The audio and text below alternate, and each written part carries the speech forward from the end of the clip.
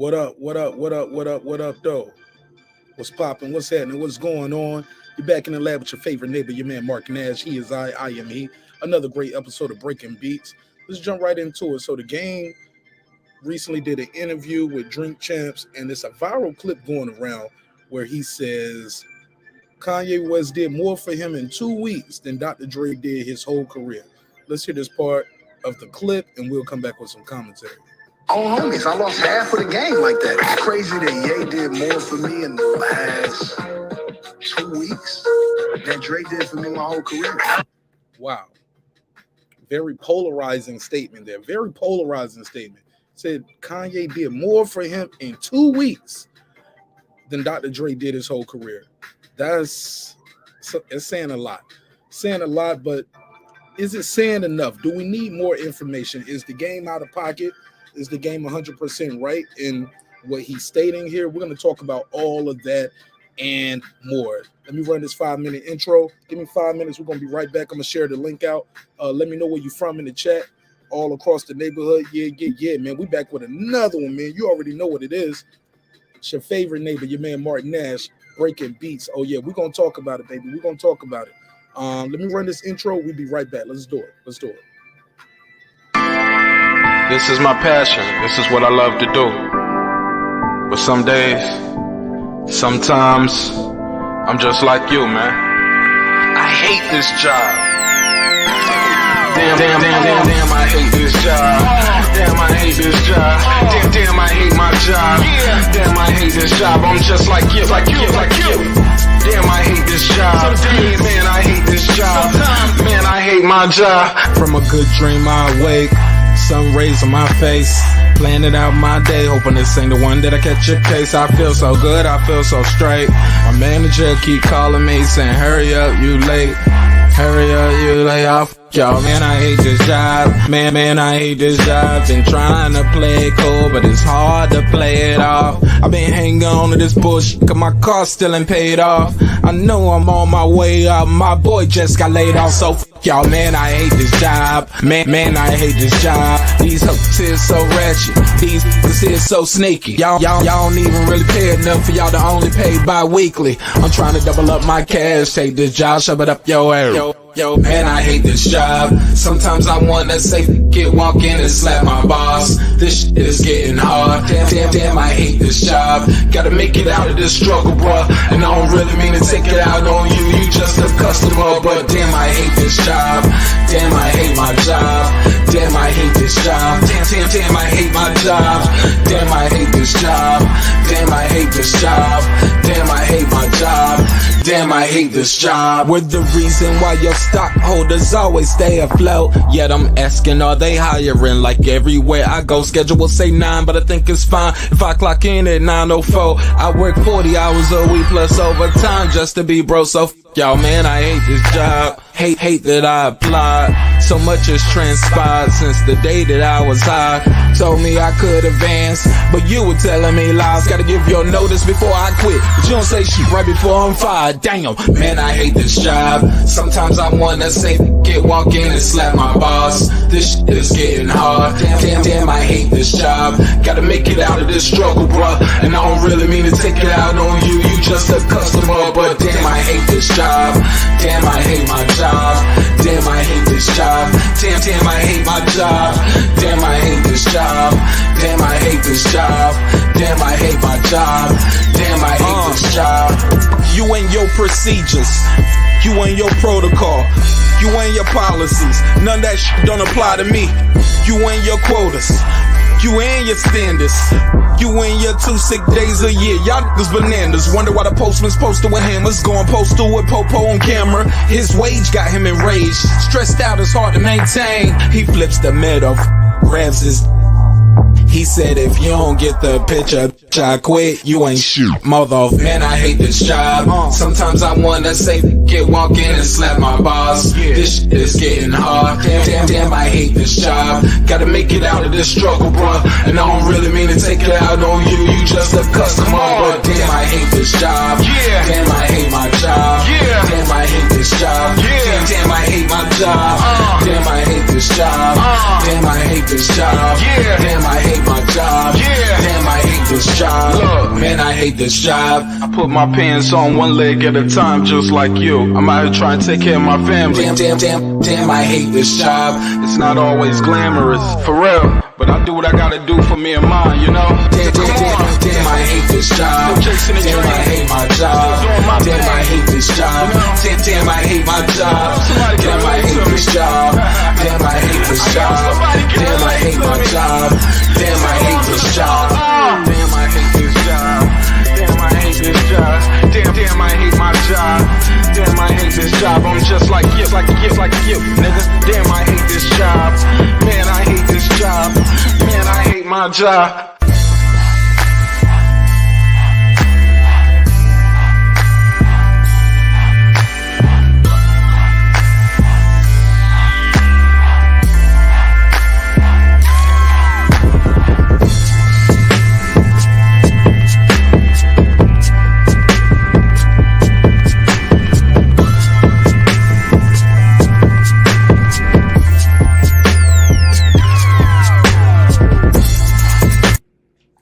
The views and opinions expressed in this program are those of the speakers, commentators, experts, and or the host. They do not explicitly nor necessarily reflect nor represent the channel's policy or the views held by the channel or broadcaster. The broadcaster or its channel cannot be held accountable for all or any views expressed during the program. Basically, if I didn't say it, don't come for me. You come for the person who said it. And please don't sue me for somebody else's words. With that said, let's start the show, motherfucker. This that squad sound.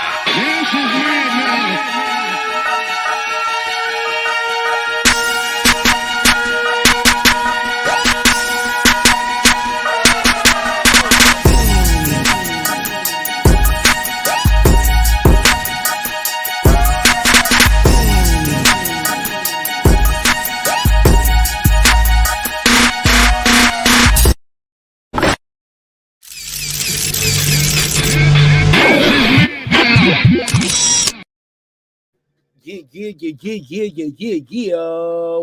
What up, though? What's popping? What's happening? What's going on? You're back in the lab with your favorite neighbor, your man, Marq Nash. He is I am he. Another one, another great episode of Breaking Beats. Hope this broadcast find you all in good spirits, good health, good prosperity, wherever you at in this world. God knows we all need it. Hey, man, I just wanted to talk about this topic real quick, man, because I need more information. I need to get some context to it. But let's play this little clip of the game saying what he said about Dr. Dre and Kanye. And he said Kanye has done more for him in 2 weeks than Dr. Dre did in his whole career. Let's hear it. Nigga, what do you mean? My own homies. I lost half of the game like that. It's crazy that Ye did more for me in the last 2 weeks than Dre did for me my whole career. Wow. Very polarizing statement right there. Very polarizing statement. Dr. Dre has been beside game mainly his whole career. So I don't know. I find that a little difficult to tap in on it. Is the game out of pocket? Is he clout chasing? Is the game doing the game? Is he? I don't know. I don't know all the West Coast politics. Shout out to my guy Deuce, aka Reggie little cousin, who Reggie big little cousin. Let me be clear. He said he hit me up on Twitter. He sent me the clip and said, Marq Nash, we got to talk about this. So here we are. We're talking about it. Let me see what they're saying in the chat. Definitely want to open the panel up. Also, I'll open the phone line up so we can take some phone calls. You guys can let me know about how you feel about this topic. And how do you feel about that statement? A very polarizing statement, right? Very clickbaitish, some would argue, right? It's possible it could be a clickbait type statement. But regardless, he said it. So I want to know what you guys think of this topic, what you guys think of this conversation. Is the game, is this a little self-destructive? Is he, because all of this comes from him talking about not being, well, actually, I don't know. I don't know all of it in detail because the entire video is not out on Revolt on the Drink Champs network where Drink Champs houses their content. But the thing I found very interesting about this whole conversation was, wow, like the Super Bowl thing, he seems a little touchy, a little upset that he's not involved that he wasn't involved in the Super Bowl thing. Who pulled the button, pulled the trigger, or pushed the button on it? Was it Dr. Dre? Was it Jay-Z, Marq Nation? I want to know what you guys think. The link is out there if you want to join the panel. Please participate and join the conversation. Please participate and join the conversation. That's the best way to have a productive show. I know sometimes I see my man in the chat. Shout out to John LeJune. I see it. He said people talking over each other. Ukraine. Yeah. Hey, John LeJune, I get it, man. Yeah, the last couple episodes, it was my birthday weekend. If I can't wild out once a year, John LeJune, I'm sorry, bro. It's once a year, right? We normally don't get down like that, but we try to have a positive show. John LeJune said the last few lives been hard to watch. Yeah, man, we got to talk about that Ukraine stuff. We do talk about everything on this show. The show is called Breaking Beats. We break down business, entertainment, art, technology, sports, and anything else you and I feel like talking about. The key part of that phrase is anything else you and I feel like talking about. But also, it's a hip-hop political sports show with a comedy twist. We like to let the jokes fly because life is serious enough.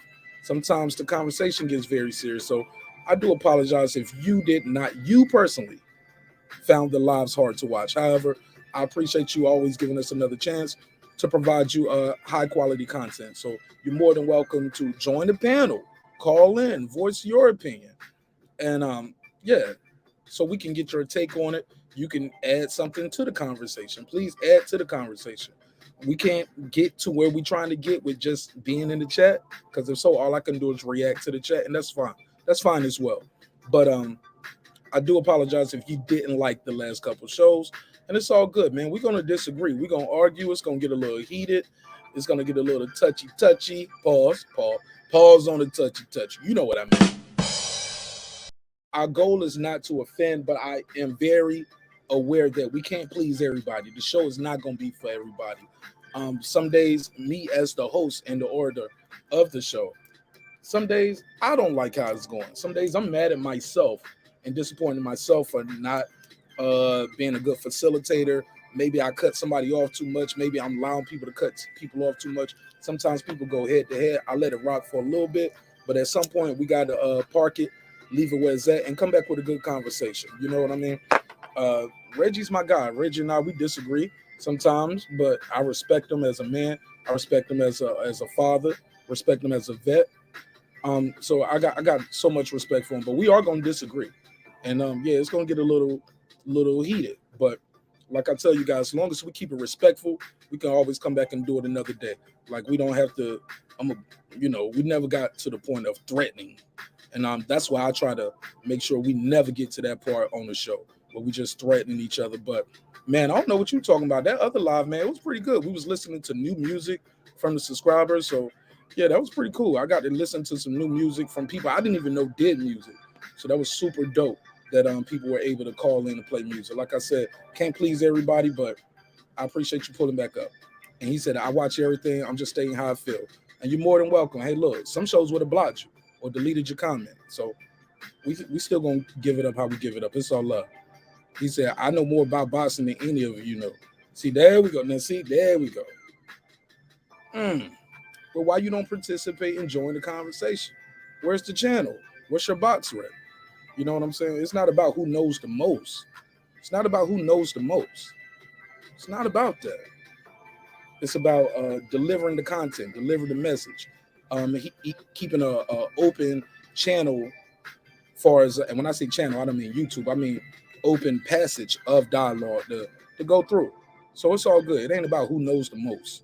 Ain't got nothing to do with who knows the most, bro. But congratulations. You know more about boxing than all of us. Congratulations. He said, yo, what up, Eclipse? And Rob G, what up? He said, the whole Loma topic. Oh, he's talking to him. Shout out to Reggie. Oh, Reggie said, game be tripping. Is he tripping right here, Reggie? Who pushed the button to tell the game you can't be involved in the Super Bowl? What did Kanye do in 2 weeks that was more than Dr. Dre did for game over a 10-year span? Very interested to know what y'all think about this. And like I said, it's sometimes I'll just see and read the chat. Sometimes you guys can join the panel or call in. Some days we can do all three. Read the chat, join the panel, call in. Because I'm gonna let you know, I like the game. I think the game can rap his ass off. I think he's super talented, super dope. I think what makes the game so dope, by the way, is he has so many different flows, different styles. He can he's like a chameleon with rap. He can hear your style and can duplicate it. He can do it his own way. Now, some people always say, oh, he always name dropping in his rap. Man, the kid can rap though. Gotta give him his credit. Shout out to Rob G. He said, yo, that guy Clips 230. Taylor Bell, what up? Shout out to my guy Clips. What up, Clips? He said, oh, we just started and we already have the smartest man being claimed by John Legend. Yo, it's all good, man. It's all good. If you're the smartest dude in the room, sometimes you know what they say, right? You might be in the wrong room. You know what I mean? But that's cool too. You could be the smartest person in the room. But call in, give us some information, give us some knowledge. Pause. He was like, he said the game is just self-centered, really. But don't you got to be self-centered in a way, Reggie, when you want to be a rap star and a superstar? Don't you got to have some kind of, how Kanye mom said, you gotta have a little oomph about your character, right? So I ain't gonna knock him for that. He's not alone. Rap is very egotistical. You talk about, I'm better than you, my car is better, my bitch look better, my you know what I'm saying? I get it. It is what it is. People talking over each other, Ukraine war experts. Yeah, I do better with that. I don't like when people talking over each other, but I participated, and it's my fault. John Lejeune, I do apologize if you didn't like that show, but it is what it is. And you're telling some, he said war experts, and then he's saying jump on the panel. You jump on the panel. You jump on the panel and call in. Clips always be here, but Clips, you're more than welcome to jump on too. It is what it is. He said people gave their opinion and the reason they hold those opinions, but nobody was claiming to be a quote-unquote war expert. Nah, not me. None of us are here or quote-unquote war experts, but many of us are military veterans and or had family members in that served, and we have seen the aftermath, for lack of a better term, right? Aftermath effects of war. So yeah, people are entitled to their opinion. We don't have to agree, but we gotta allow people to speak their opinion. Sometimes, like I always tell you guys, the beef and the outrage starts when people feel unheard and they don't have a voice. Almost like riots, like Martin Luther King said, riots are the voice of the unheard. Shout out to my guy Lance Myers. What up, Lance? Lance, what up, though? Let me give you the drop. What up? What's popping, Lance? Shout out to the girl behind the mic. What up? Clips. What up? Everybody. Even you, John. What up? Taylor Bell. What up? Queen P. What up? Lisa Bell. What up? Lady Shan. What up? Troy Graham, Major Key. What up? Coach Malachi. What up? Juice Gaming Lounge. What up? Yo-Yo Escobar. What up? World Sport Battle League. What up? Blue Dream the Queen. What up? Shout out to Crucial 13. What up? Bruce Leaf. What up? Bruce Goes Everywhere. What up? Sir Senior. What up? Cooking with Sir Senior, by the way. What up? Deuce Times. What up? 2 times for Deuce. What up, gangsta? Man, shout out to everybody out there doing their thing. Uncle Kenny. What up? I appreciate you all. God knows I do. Shout out to Outlaw Boxing Club. What up, family? What up? What's popping with you? Yeah, it's all love. It's all love. It's all love. I promise it's all love. Even if we disagree, let's keep it moving. Girl behind the mic. She said, shout out to Marq Nash in the chat. Salute. Peace to you, my sister. Hope all is well wherever you at. But look, let's get back into it. He said, got to turn up for Marq Nash 53rd birthday. Bro, I'll take it. I'm not 53, but you know what? Our culture, especially in hip-hop, we call people old niggas so quick. Old nigga. Only in hip-hop where we discredit you for living a long time. You know what I'm saying? We put you down for staying alive. You should have died, nigga. You know what I'm saying? So it's crazy, but I receive it though. So I appreciate you, Rob G. What up, homie? What up? Shout out to my guy, man, Brandon Washington, by the way. What up? Mega Czar. What up? Kyle in the boxing section, DJ Santos, all of them. What up? Absolutely. Look, yeah, man, we ain't gotta agree. He said, I'm always on the panel. Watch you don't pull up and give your views. Absolutely. Clips, you are always on the panel. What up? Appreciate it. Shout out to the boxing scholar too. What up? Shout out to the boxing scholar. Shout out to UK Cassidy. What up? And everybody out there doing their thing. Absolutely. Absolutely. Nick said, great show last show. Thank you, Nick. Somebody didn't like it, but it's all good. What up? Appreciate it, man. Shout out to all the people that sent in their music on the last episode. That was so phenomenal. I did not know we had so much talent in this room. Well, I knew it was a lot of talented people, but I didn't know you guys was doing it like that. So it's crazy. It's crazy. It's crazy. So many talented individuals out here. What makes it great is the disagreements. How about that, Nick? Yeah, sometimes, look, we're gonna disagree, and that's okay. That's what I keep saying. We gotta come to common ground. And look, to be fair, look, I was up here taking shots of tequila on my birthday. I was a little saucy, you know what I'm saying? So I gotta find a balance. But shit, Reggie forgave me. You can't forgive me. If other than Jules forgives me, it was my birthday, and it's Jules' fault.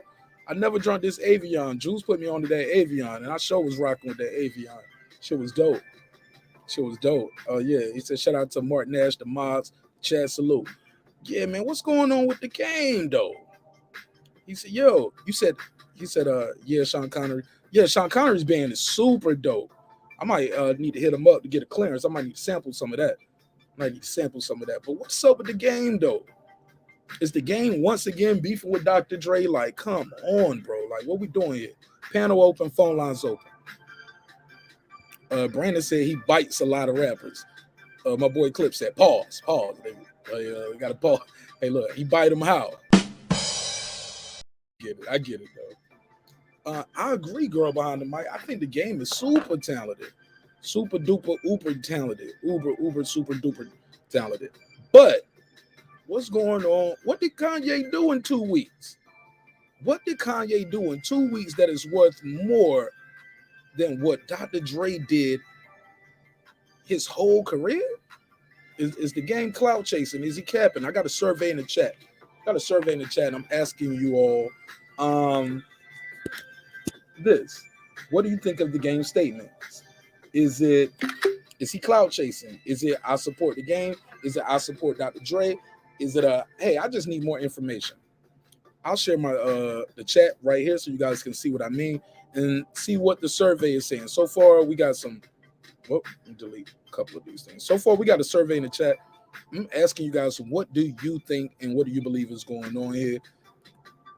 Let me delete a couple of things right here. They said I got too much going on. I got to delete some things. So boom. So this is the survey right here. Bam.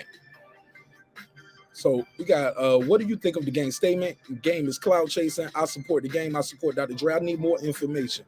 So the link is out there. Please click the link. Let me know what you think about this topic. It's no right or wrong answers. Trust me. It's no right or wrong answers. And I promise you're going to get the chance to speak. I'm not going to be yelling at you, cut you off.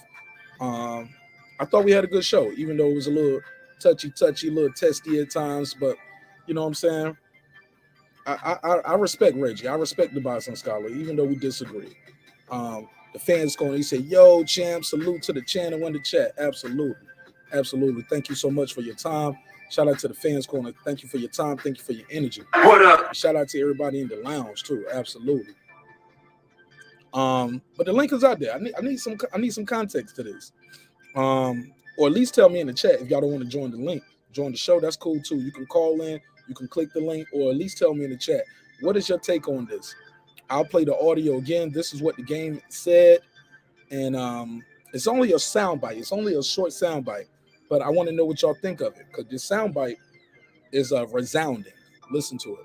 Nigga, what do you mean? My own homies. I lost half of the game like that. It's crazy that Ye did more for me in the last 2 weeks than Dre did for me my whole career. How is that possible? What does Kanye do in 2 weeks that's worth more than what Dre did for your whole career? We wouldn't know him if it wasn't for Dr. Dre, correct? So that's interesting. It's a very interesting soundbite. And I don't know if this is going to come back to haunt Game, or maybe Game don't care. Maybe he's past that. That guy Clips, what up, homie? He said, I like Game's music, but he does a lot of off-brand shit. What you mean? What's off-brand? What is the brand, and what does he do that is off brand? I love to hear it. I love to hear it. Let me know. Be more specific. I need you to articulate that, bro. Said salute my brother John LeJeune. Shout out to Reggie O again. Shout out to my guy Reggie O and Deuce. Reggie, text Deuce and tell him I'm doing the topic that he asked about. So tell him to hit me up. I hit him on Twitter. Actually I tagged him on Twitter. So tell him, call him and tell him, text him and say, hey, Marq Nash said pull up. He doing your topic. He personally asked for it. Here you go. Donda. What up? Donda? What up? Donda said, Kanye is probably helping the game behind the scenes with the different positions outside of music. Like what? Give him a job at the Gap? Elaborate. Articulate that. I want to know what you like. What jobs behind the music, outside of music? He said he did more in 2 weeks to help my career than Dr. Dre did his whole career. I want to know what you guys think is happening. What did he do? What he did though? What he did? Outlaw Boxing Club. What up, homie? Welcome home. Welcome home. What up? Welcome home. What up? Welcome home. What up, gangsta? You always welcome. You always welcome. He said, nobody name dropping his raps more than the game. Possible. Put a case on it. It's possible. It's possible. It's possible. Kanye do some name drops, right? Who else do some name drop? What? Yeah, the game is up there. The game is up there, though. He does do some name drops. He got to let you know my life is dope. I kick it with great people. My life is dope. I did Iraq and Afghanistan. Shout out to you, John LeJeune, and thank you for your service. One vet to another. What was your MOS? Or what branch were you in? I was a combat medic in the Army. What was your MOS? What up? Shout out to my brother, Donda. What up, family? Yeah, Donda, what up? Can you hear me? Donda, talk to me. One, check two. can you hear me? Yes, sir. Yes, sir. You sound like you standing right beside me. What up, family? What up? Yeah, I'm good. I think, just to answer that question, I believe it has to do more with the power and influence because I don't know if you saw the interview with Jason Lee. I think he interviewed like Kanye like last month on Hollywood Unlocked, and I think what he mentioned is that after the interview, they were texting a lot, and what he was saying was Kanye is the type of guy who's really like transparent, and he literally so he was asking questions about the Gap, I believe, Balenciaga. I believe it was like Donda Sports, and he literally put him on with the CEO of Gap and Balenciaga. So Jason Lee, who obviously interviewed Kanye, he literally had a direct contact with those guys, and Elon Musk as well. So I think what the game probably means in that sense is the influence outside of the music, because obviously the song Easy, it was a big hit. A lot of people liked it. It definitely got the game's name back, in the game, the pun. And I believe it's just more than music for me. I feel like it's, power, it's influence. And, like I gave you the example of Jason Lee, Kanye, once you get to know him, once you, create a connection with him, he could, put you on with different people. So I feel like that's what I think he meant by that. So who did he put on with Elon Musk and all those people? He put Jason Lee on the phone with all of them. Yeah, so I think what happened is, because what's crazy with Kanye is that once he gives you exposure, you actually want to follow those guys. So ever since Kanye did the interview with him, I follow Hollywood Unlocked. It's like a black media owned by Jason Lee. It's a black owned media, and yeah, he must have mentioned in the clubhouse or it was Instagram that I was talking to Ye. I was asking him a few questions, and then he was asking Kanye questions about Gap and Balenciaga and Elon Musk, and then he literally gives them the contact of them, and then Jason Lee kind of got put on with them. So I feel like that is what I feel. Uh, the game, feels like Kanye has done so much for me in 2 weeks. He's probably connecting me with a lot of people behind the scenes, The music's definitely going to be popping now because I believe Game's going to come out with his album as well. Um, so it's even beyond the music. For me, it's about outside of music. What is Kanye doing for me, right? He's putting me on with all these, people. Like I just gave the example of Jason Lee. So he could be doing the same thing with the game, and obviously, if that happens, the game's profile is going to increase as well, right? Because for a couple of years, the game has been a bit silent. He hasn't been in the media. He hasn't gotten their attention. So I feel like, and when you have a billionaire like Kanye, right? Like Kanye is worth $10 billion, so you're naturally gonna like get to meet his friends, or his rich friends, or people of influence. So yeah, I just think that Kanye having that sort of money would Mm. definitely help game in the long run. All right, hold on, what you got real quick? Let me do this drop. John LeJune said, check out Harry Mack. He's not terrible. Who is Harry Mack? Like, far as this conversation go, let me know. He said, check out Harry Mack. He's not terrible. Is that a artist? Is he a YouTuber? Give me some context to it. But I'll give you the drop for Harry Mack. Here we go. I got five on it. Appreciate the support, John LeJone. Thank you so much. Yeah, Jules, it's your fault. You had me on that Avion, bro. I called Jules from the package store. It was like, yo, I'm about to get some. What was that tequila you got? And he told me it was Avion. I bought the Avion. But we don't know exactly what he's doing for the game, correct, Donda? We don't know. We only can Yeah, assume. I do agree with that. Yeah, I do agree with that. But my theory is that he's putting a game on with influential people who can build his profile. Um, Another interesting point is I think you might be aware that VAC 100 is his manager, right? So what I think happened is when Kanye collabed with the game, he was able to connect with WAC 100. So what? Obviously, WAC 100 has his issues, but what's happened is that WAC 100 got to go with Kanye to SpaceX. There's a picture of WAC 100 with Kanye with Elon Musk. So again, it's like all these elements come together. So not only is the game's manager, I think, benefiting from it, but it's like even game just being around that energy, being around those individuals, like just naturally. I mean, I could be wrong about this, but I feel like once we get the full interview, which I believe drops on Wednesday, I think he's going to definitely elaborate on it. And my theory is it's bigger than just music.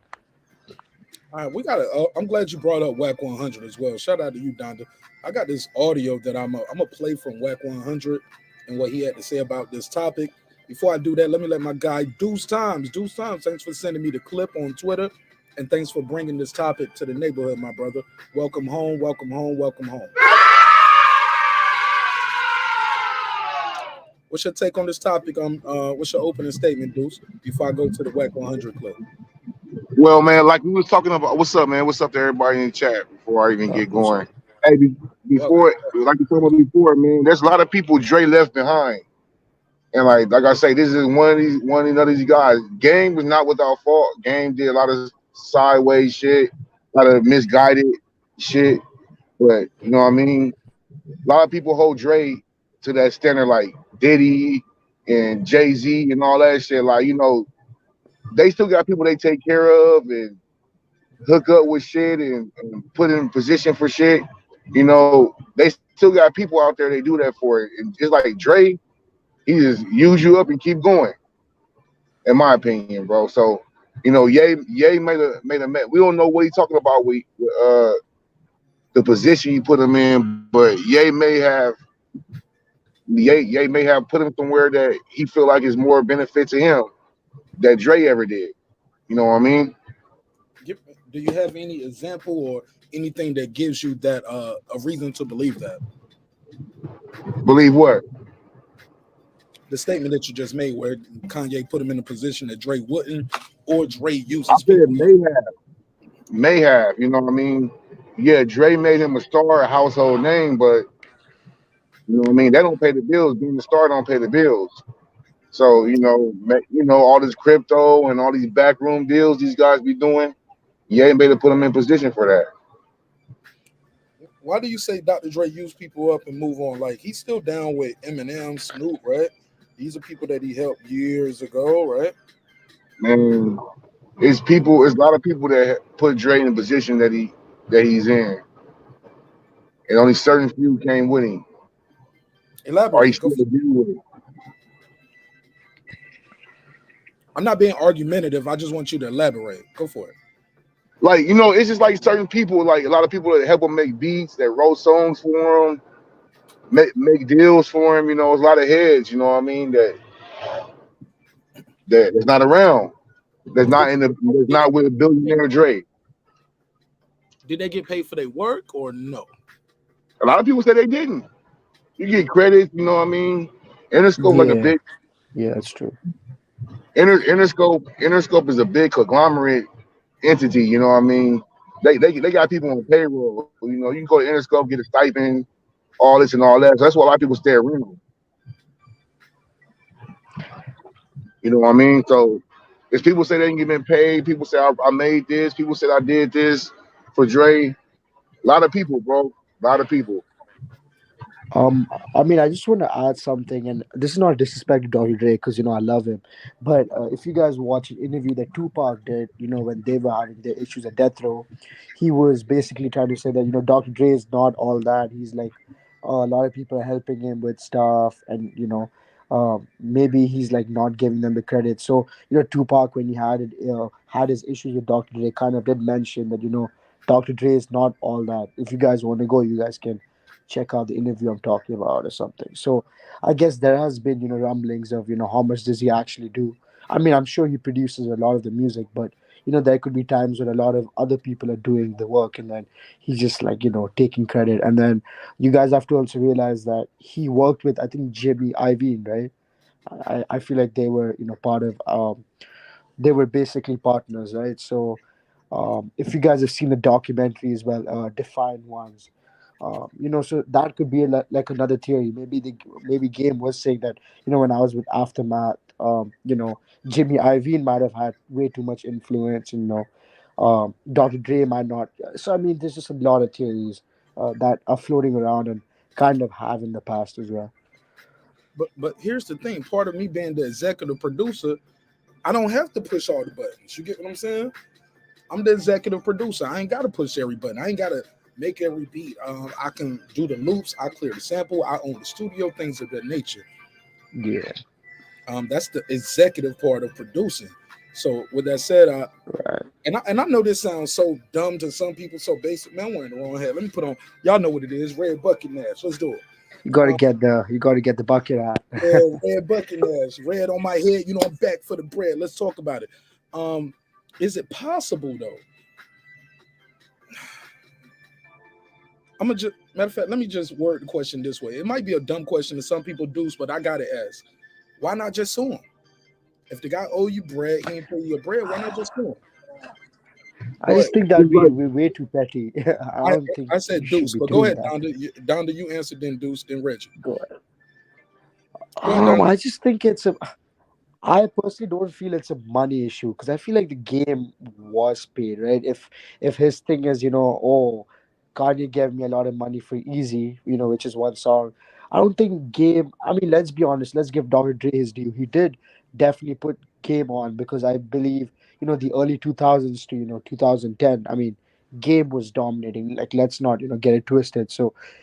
I don't think money is the issue, but then I do see that when I was talking about Jimmy Iovine, a lot of these executives in the music industry don't really pay the artists like that. And I think what's another thing that's interesting is if you listen to the song Easy, he does kind of throw a bit of shade at aftermath. So again, if you guys revisit those lyrics, he does kind of throw some shade at them, like aftermath, you fall asleep, or like there's something in that. So when I heard that lyric, it kind of ties into what Game is, I guess, trying to say, in this interview. Go ahead, Deuce, and then Reggie. Give me your opening statement, Reggie. Deuce, why they just don't sue him? If Dr. Dre owes them money and for compensation, why not The just thing sue him? about it is, it's not like illegal and it's hard to prove. You know what I mean? Chopping up. Say it again, bro. Hey, Deuce, I'm in Cuzzo, you dropping hold up? up. I'm in a bad area. Can you hear me? I'm in a bad area. You You hear good me? right now? Go for it. You good right now? Go for Oh it. no, I'm saying it's not like illegal. You know what I mean? It's certain things. It's certain things that's in contracts and all this. Work for hire and all kind of rules. Like it's not like really illegal how they move that money around with that shit. Like they say that like the contract is still the same contract from the 20s and the 50s and shit. So it's kind of like, you know what I mean? Like I say, it's hard to prove. But then when you're going against people like that with powerful lawyers, how much money are you really going to get? All that stuff like that. That's why I feel like like people don't sue them because it's the same thing with all three of those guys, Easy, Cube, and Dre. Everybody ever worked with them. Oh, they stole our song. We ain't getting paid right. Everybody that ever worked with them that fell out with them and all that stuff. And they all got that from Jerry Hiller. It's like it's a way you can mix that money around. Well, you know about record producing and record revenue. There's ways you can spend that money and twist that money and chop that money up. That it's kind of hard to prove that that money belongs to you. My brother, and because I do, that's why I asked that statement. Because sometimes a work for hire, you'll work for hire. You got paid. Now, granted, you might not have got paid what I got paid. You might not have got paid what you think you're worth because of what you contributed to the record. But you did get paid. You might have got paid 5,000. Somebody made 5 million off of it. You got paid, but you don't get what you deserve. You don't get what you're worth a lot of times in business. You get what you negotiate. You feel me? So Yeah, I feel you. I feel you. That's why I say people don't. That's why they don't sue. So they did get paid. Then it goes back to what I said. They didn't. When I said why, well, if they didn't get paid, why don't they sue? So we can't agree they might have got paid. They just probably didn't get paid what they think they worth or what. Like Dr. Dre, how Yeah, he around with IOUs for people? Like, come on. I'm not saying now. I mean, I'm saying people every time they fall out with them, every time somebody take, it's always, oh, I didn't get paid for this. I did this. You know what I mean? It's always like that, bro. Fair enough. Fair enough. With Dre, Cube, and Easy, and they learned it from Jerry Hiller. Or it could be possible that when you're the big dog, or is it possible when you're the big dog and you got the money, the clout, the prestige, when it's somebody to sue, we gonna sue you.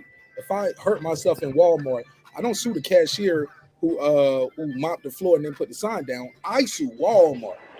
Does that make sense? Donna, I gotta mute your mic while I'm talking, okay? So I don't get that background noise. You get what I'm saying, bro? I don't sue the cashier at McDonald's. I sue the company because I slipped and fall. You feel me? You sue the guy, the figurehead. Yeah, that was cool. They was Sue Interscope or whatever, or Jimmy Iovine. But yeah, you know what I mean? Guys' paperwork ain't up right, and man, you know how this business goes, bro. I'm still learning because it's still an evolving business because those old contracts that you talk about don't mention streaming because streaming didn't exist then. But they still Yeah, tie artists to it. You have artists that I remember. It was it De La Soul who did a whole campaign telling their fans, "Don't stream our music because we don't even get paid for it. We're actually still in debt with the record company because they didn't believe in us enough to clear the samples." So they got these great albums. I believe the label. I remember the Fugees were getting sued for the Score album because that Ready or Not they didn't clear the sample. How do you not clear the samples? You got a whole. Now I don't know how the music business was when the Fugees recorded, but I know now they have a whole department in these hip hop labels. It's just clearance. That's what they do. With that, I'll digress and I'll pass the mic for a second to my guy Reggie O with the Killer Show, all the way from Vegas by way of South Central Los Angeles, California. Talk to me, my brother. How you feel? What's the deal? Hey, Reggie, I'm talking with a more clear mind, clear head today, huh? Absolutely.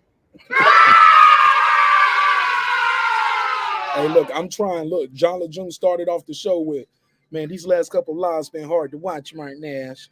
I'm like, Brandon Washington, if you don't get out here with your troll account, I know that was brainwashing, but it's all good. Look, I told him, even look, Boston Scott even hit me up. He was like, "Man, I was worried about you and Reggie on that show, man." I was like, "Man, are they gonna break up?" I was like, "Slow down. We're not a couple." But we are gonna disagree. Sometimes my tone gets a little crazy. Your tone can be different from what we expect. Some would call it condescending, but regardless, I respect you, man. I wish you nothing but the best. I appreciate you pulling up and chopping it up with us this evening. What's your take on Nah, what nigga, it's still funk, homie. Forget that. Ain't no squat now. that's why I ain't coming out there to visit, man. When I come out there to visit, I'm gonna be in and out of the city. Y'all ain't like, man, why you ain't pull up on the homies? I'm scared. I'm safe right here in the comfort of my studio right here. Messing with y'all crazy folks over there. But look, seriously though, Reg, what's your take on this topic with Game saying Kanye did more for me in 2 weeks than Dr. Dre did for me my entire career? Look, Cap on that. Like, what you think? What's going on here? Yeah, man, it's some game bullshit, man. The game stays in little bitter fallouts with people, or he throws someone else in place of someone who was great. I guess I have to put Dre in there too, because without 50 Cent, who Game is also falling out with, Game would not be who Game is. Without Dre beats, Game would not be who Game is. And a lot of things would held Game's career from like really catapulting was the fact that many people were anticipating where the Game beats. It became more of a thing lyrically how hard Game is. But a lot of people start drawing the questions of, dang, where's the Dr. Dre beat? These ain't Dre beats, even though they hard beats. A lot of people always question that. He had this attachment to him being from Compton, that it had to be a Dr. Dre attachment to it. So I think that affected him. But he also got in the bitter spats with people that were unnecessary. The fallout with Jay-Z. That was dumb to go about that in his career. And it's just constant fallouts, constant name calling with people, deliberate beefs to try to keep himself relevant.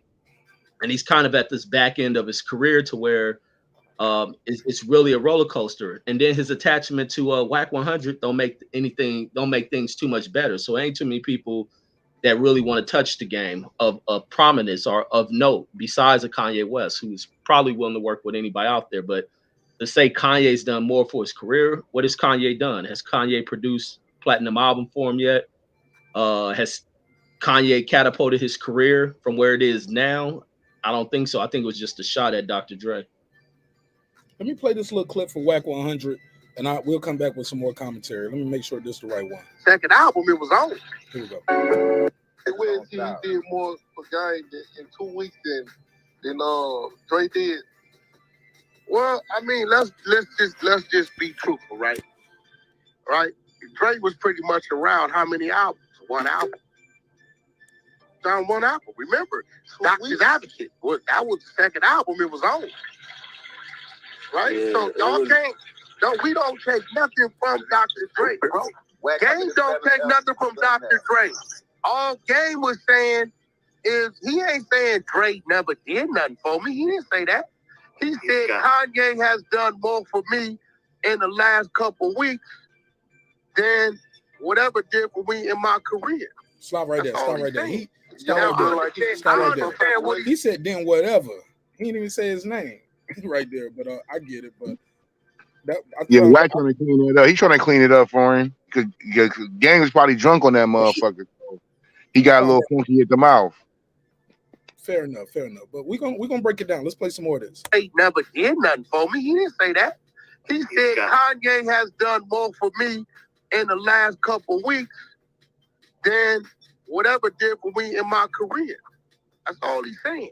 I understand what he's saying because it's giving you something and at the same time trying to take it away.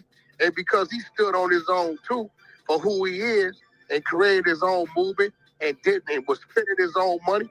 The One Blood didn't come out because the label wanted it out. They was trying to block that man. They shut that man's budget down. On this one, I got to give a lot of credit to Jimmy Hinchman, who was management at the time, because between Game and Jimmy, they pushed that out by themselves, and the label had to get up. They had blocked him, shut him down. Most artists do. They go over there and complain. Oh man, they ain't released my budget. Oh man, no, did got right to it. And right now today, we still go tour Europe. We still sell out. Right. He still. I look at his streams every day. He do 600,000-700,000 streams a day. You know what I'm saying? Now let's ask ourselves. On the West Coast, I might piss a couple people off, but how many then went worldwide? A lot of is regional. All right, so he said on the West Coast, a lot of people are regional, they're not worldwide. He had a lot to say right there. Before I say anything on this, let me go to the guys from the West Coast and let me get their take on it. Deuce, what you got on this?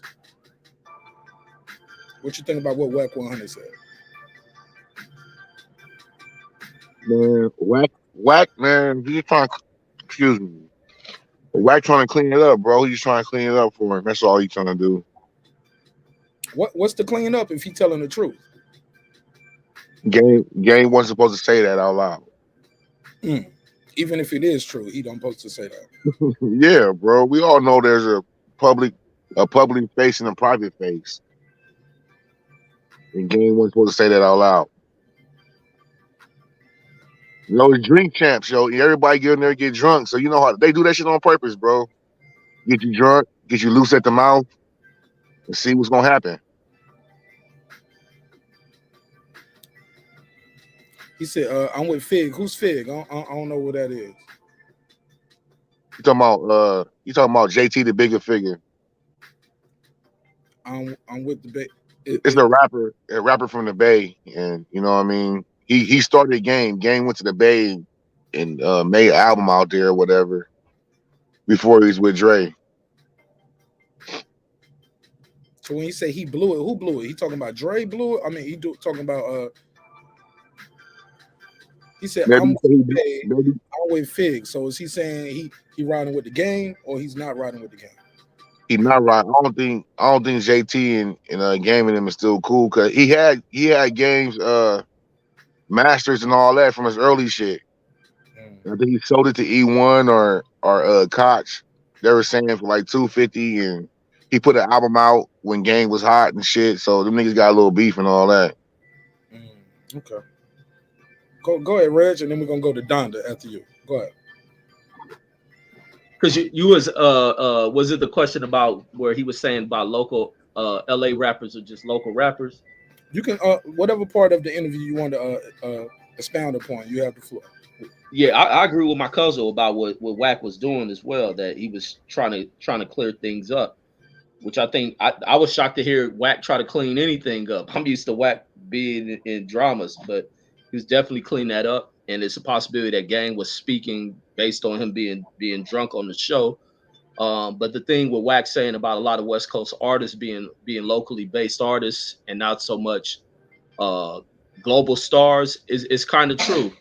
A lot of the scene that's coming out of LA, but LA right now has a pretty strong, very, very strong local market that really they can find success, almost like how the Texas market was back in the late 90s, early 2000s. It was just a strong enough market to support artists having a thriving career just being local. And I think this thing with LA, but I think is that LA sound begins to kind of grow and it's going to start to penetrate out because of very influential sound that's out there. It just has to be polished and cleaned up because it's a lot of gangster attachments to even what goes on with some of the music, even though if it's kind of a partying type music or whatnot, it's still a lot of the street level type shit in it that has to be polished and cleaned up. Almost kind of like what I'm seeing in that market out there, what Whack is seeing. It's a good time, and I think that's why Whack is so active out there. You're just looking to see who's going to be the next to blow. One of the big artists end up being killed, but the same thing with Nipsey. Nipsey was kind of breaking out like that when he first started on. He had to be polished up because he was still putting a lot of 6-0 stuff in his music, gang banging on it till you have to polish him up. And there's a lot of artists out there. The next one who's gonna blow out of LA is gonna be that Kid Blast. You got a Kid Blast who's being put on some of the major artists' records. So LA gonna get a star out there. Hey, Donda, go ahead. Give me your take on that Whack 100. And I don't want you to feel no kind of way about your name being Kanye Mama's name. Somebody was like, why you call Nah, yourself? it's all good. It's all Everybody good. see a super fan. I don't So sweat if it. I It's look up fine. one It's day all good. and I see Yeah. somebody out there and their name is Edith, I'm like, hey, that's what's Nah, up. You know, name it's that's all like, good. No, actually, I'm not. you don't have to explain. I do agree with everyone else that he's trying to clean up. Obviously, I think the game was definitely a bit drunk, but I do want to tie in with what I was saying earlier about the song "Easy" because if you like listen to lyrics, he's basically dissing Aftermath. I can even so he says Aftermath, where you fall asleep, you do not eat. So I think what he's trying to say is if you didn't make good music, you weren't getting paid. And then what Back 100 was saying was where was Dr. Dre after the first album? So maybe the game felt that, Dr. Dre wasn't there after the first album. Maybe I'm not making as many hits, right? Because a lot of people say that, after the first album, after Game's first album, what really happened to him. So I think it could be that there's a lot of frustration there that, I'm not, eating as good. I'm not getting paid as much because, Dr. Dre wasn't around as much behind my career as I expected. And I guess that again, that's why it was really interesting. This whole thing comes back to the song Easy, where he's basically dissing Aftermath. He's saying if you do not, produce, you're not gonna get hits, and then you don't get paid enough. But then obviously, if you do, have someone like Dr. Dre producing your albums, usually, it's gonna be a lot of hits. So I feel like that's I think what Wack would understand is say that where was Dr. Dre after the first album? I mean, he clearly says that, in the audio. So I think that's what was interesting to me. Jimmy Iovine wouldn't let Dre work with him. Dre did some Ghost production and some little equalizing for his second album, Doctor's Advocate. But Jimmy Iovine wouldn't let Dre work with him because of the 50 Cent shit. Yeah, I mean, I guess that's Say a that good again. point. So Hold on. Say let's be that honest. again. It is the game's fault, everything that happened, 50 Cent and all that drama. That I think they're cool now because I So did kind of hold on. want What to. did the game do wrong other than say, yo, I like Nas. I don't want to be making songs dissing Nas. That was Game's whole thing. Like Game wasn't Buck and Banks. Game was a whole different thing than those two guys.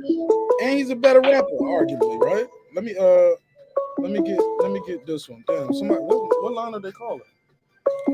Brandon, what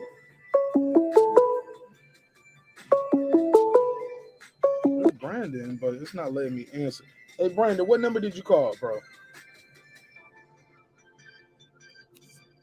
Okay, it's not ringing on the screen for some reason. Let me make sure I got the right one plugged up. Let me see. 4707059507. You sure you ain't called? Okay, hang up and call the. You got the other number too, the 1766. Call that one because for some reason this didn't ring over here. So I'm talking to you on my phone. I need you to be on the show, so it's not ringing over here. So I'll take that number down, put the other number up. All right, bro. All right, appreciate it. Call right back. Let me put that number on the screen. Sorry for the confusion. I don't know. Hey, look, it's a live show. It's a technical difficulty. Sometimes just for good measure, I think I need to just start restarting the computer before I do the show to keep that from happening. Because sometimes computer been on for like 2 days. You know what I mean? I showed y'all the other day. It wouldn't even let me. You can go ahead and hang up, Brando, and call the number on the screen now. It's 404-692-1766. 404-692-1766. The number scrolling at the bottom of the screen. Let me take that one off at the bottom. You were talking about Jimmy Iovine wouldn't let who work with Game. He wouldn't let Dre work with Game because of what was going on with 50, but Dre's the boss. I mean, he's the Man, he's at least the underboss. 50 ain't over Dre, is he? No. man, Signed no. to a 331 type where you signed to M signed the Aftermath, Aftermath signed signed the Interscope. So 3 people got to get paid before you get your check. So how does Jimmy? Dre ain't nowhere near close to the boss Jimmy Iovine is. You missed it. No, but Dre is over 50 Cent. Like, we don't have to acquiesce to this kid. He works for us. Hold what you got though. Brandon Washington, what's popping, my G? Fish, what up? Salute to the panel. What up, Deuce? What up, Reg? What's I poppin'? see What's we, up, big? I see we West Coasting tonight. You know what I mean? I want to get on with the West Coast, and add my little tidbit based on what I've been watching. I just got a few statements. The game is a sucker because this is what he do here, publicity. To me, the game is a publicity whore. Anything for publicity, he gonna whore himself out to do. It's always some type of controversy surrounding his music. I mean, his music, any rollout he got, like I think his last rollout, wasn't he dissing Meek Mill, and then the rollout before that, he had a song where he's talking about fucking Kim Kardashian and Khloe Kardashian. Like he's a whore. Everything about his music, and I think the reason that, like I heard the same thing y'all heard. And go ahead. No, my bad. Go ahead. I didn't mean to do that. I'm clicking another link, getting ready. Oh, and I listen to the JT, the Bigger Figure, and Whyte go back and forth, but I lean toward JT because Whyte went nowhere around when the game first came out. Remember, Jimmy Hinchman was his manager, the same dude who set Tupac up. You know what I mean? So I think Whyte be out of his depth on a lot of stuff he be talking about, and he just don't know. You know what I mean? Just like everybody skipped over the part where JT the Bigger Figure was like, yeah, I sold the album for $250,000, but I still own the masters. So he gets paid. Game don't even own his own master. I'm just sick of Game. And I think he used to be good, and I used to love Game. Like I bumped the documentary backwards and forwards. I liked the documentary. I just think he just started becoming like a corny rapper. He fights everybody's style. Like he named his record label, his one of his record labels after Nip. I mean, he tried to sound like Nipsey on the last album. Game just a biter. You know what I mean? He's just a biter to me, and he's not creative no more. So I can't wait for this shit he's doing with Kanye to flop, because it's going to flop. And I heard Kanye say some shit like he's about to change the sound of music with Pusha T and Game.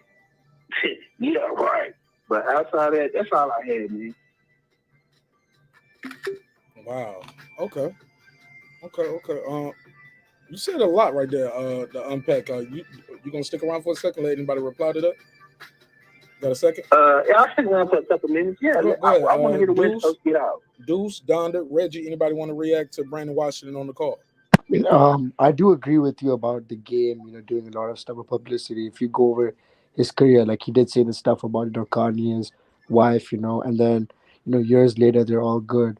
I just think he does it for attention, but I do see where I think what he might have messed up was, directly going after Dr. Dre. He could have said, Kanye has done more for me in 2 weeks than Aftermath. And then, he could have, his problems with Jimmy Iovine, because I think someone in the panel said that Jimmy Iovine stopped, Dre producing much. So I feel like I think the game's issue is probably more with the record label Aftermath, because like I said, he disses them in the song Easy, right? So I think it should be more about Aftermath than just going after Dr. Dre, right?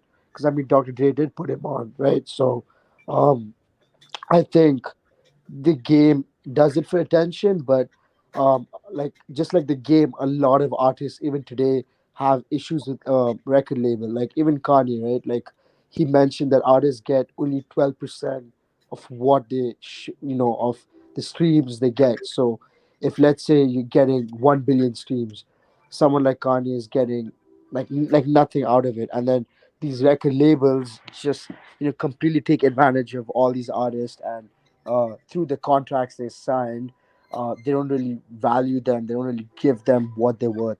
So I think the game was definitely frustrated with Aftermath. I think that's clear for everyone to see. And then he might, have, s- personal issues with Dr. Dre. But I just think, yeah, it was definitely attention, but there's definitely some, facts to what he said.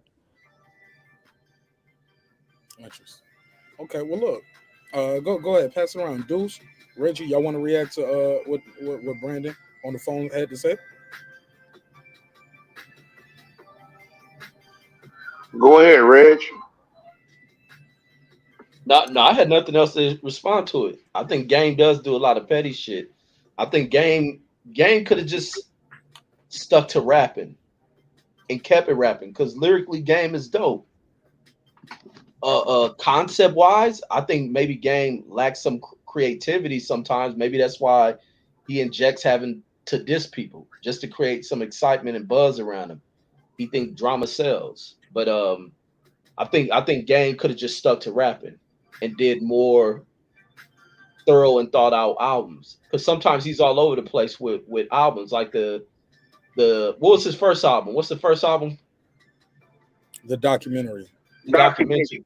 The one that followed up behind it is just like it's a lot of ups and downs. It's like it's still a dope album, but it's a lot of ups and downs. And then when you go beyond that, there are albums that really don't captivate you. They lose you because I think Gang kind of lose sight of where he should be focused in on, who we should be working with. That's why it's good to partner with people. You just can't put it all on yourself. You have to partner and work with the proper people. You may be dope as an artist, but sometimes you may not. Like they say, what's the struggle with battle rappers? Some battle rappers are very, very dope at what they do. But when it comes down to putting them conceptually to put down albums, like they struggle at that. And I think sometimes Gang struggles just to keep things, just to keep things going how they should when he's not fully tapping in to his full potential. You always got to get caught up in some murky shit. That sound weird as fuck. Errol Spence fan talk about, I'm eating some salmon right now. Big fish. 3 steps in a circle for the big fish. Hated. He loving it. He eating big fish right now. I'll let y'all let that go how Errol Spence fans want that to go. Alaskan king salmon? No, Texas king salmon. Dallas, Texas king salmon. That's what he eating. Respectfully. Or maybe not. However you wanted to go. Go ahead, Brandon. And then I'll reply after you. You so bad.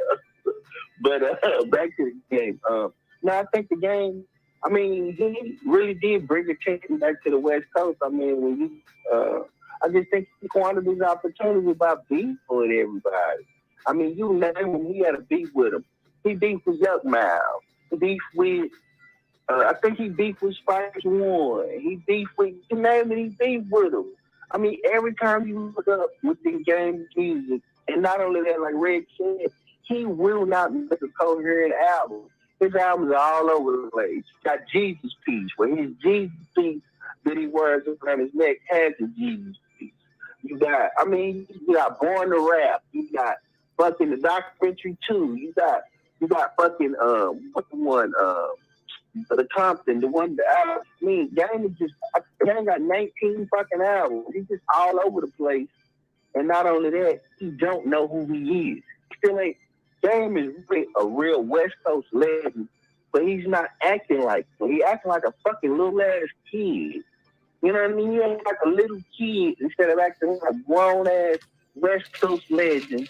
He's a legend just like Ice Cube. He's a legend just like Dr. Dre. Whoa. He's a legend just like. No, he is. He is. I mean, to be from the West Coast, I'm saying in hip hop period, I'm saying he's a West Coast legend. Game is. Because you gotta remember, the Game came out there. Who he put on? Cause them slow down. Who he put on? Because those people put people on. Those people got decades on it. Who else he wrote for? He co-signed. He was one of the first people, from what I understand, to co-sign Nick. He co-signed, from what I understand, he co-signed Kendrick. I mean, he used to write hitters for Kendrick before I even knew who Kendrick was. Well, I thought J. Cole did that. It's an interview. Hold up. Did you ever see that interview? Yeah, I'm not necessarily put on, but he brought a lot of visibility to Kendrick. You know what I mean? Especially West Coast. To me, he did, bro. It's a video that they did. I'm sorry to interrupt, Brandon. Yeah. It's a video they did.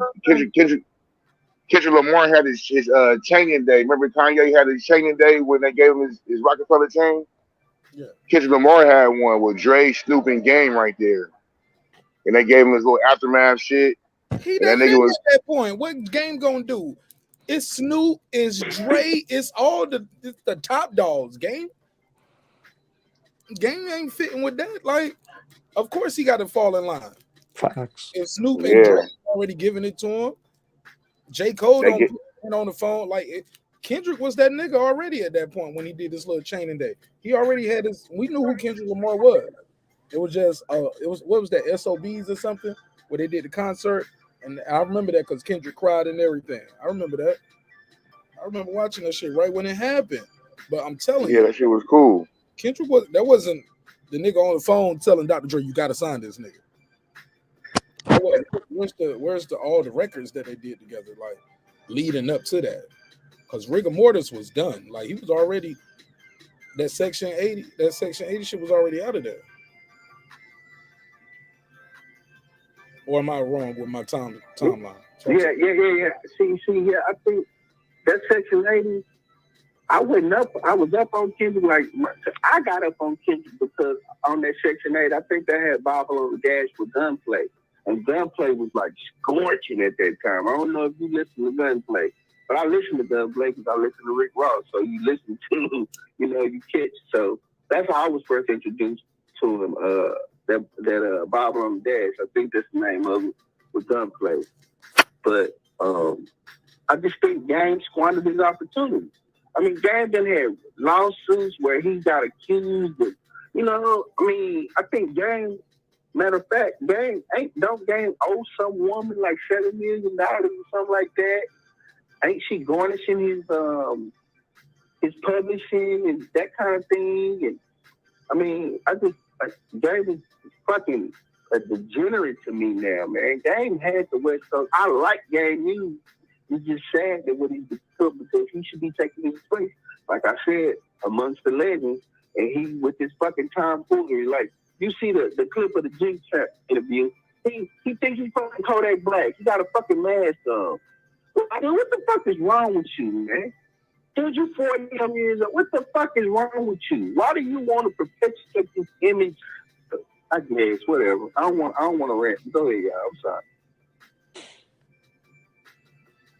Yeah, go on the rant. Oh, okay, I will. But my thing is, look at what he wanted to perpetuate. You could tell the game was lost because at one point in time, when I was first introduced to the game, he had a fucking butterfly on his face. I think they gave him a hard time about the butterfly, so he wanted to do something harder. So he tattooed fucking LA with a star on his face. And then I just heard another snippet of him low-key dissing Kendrick. It's like he got to diss somebody to big himself up. He's like, ain't nobody from Compton better than me, and I'll rap.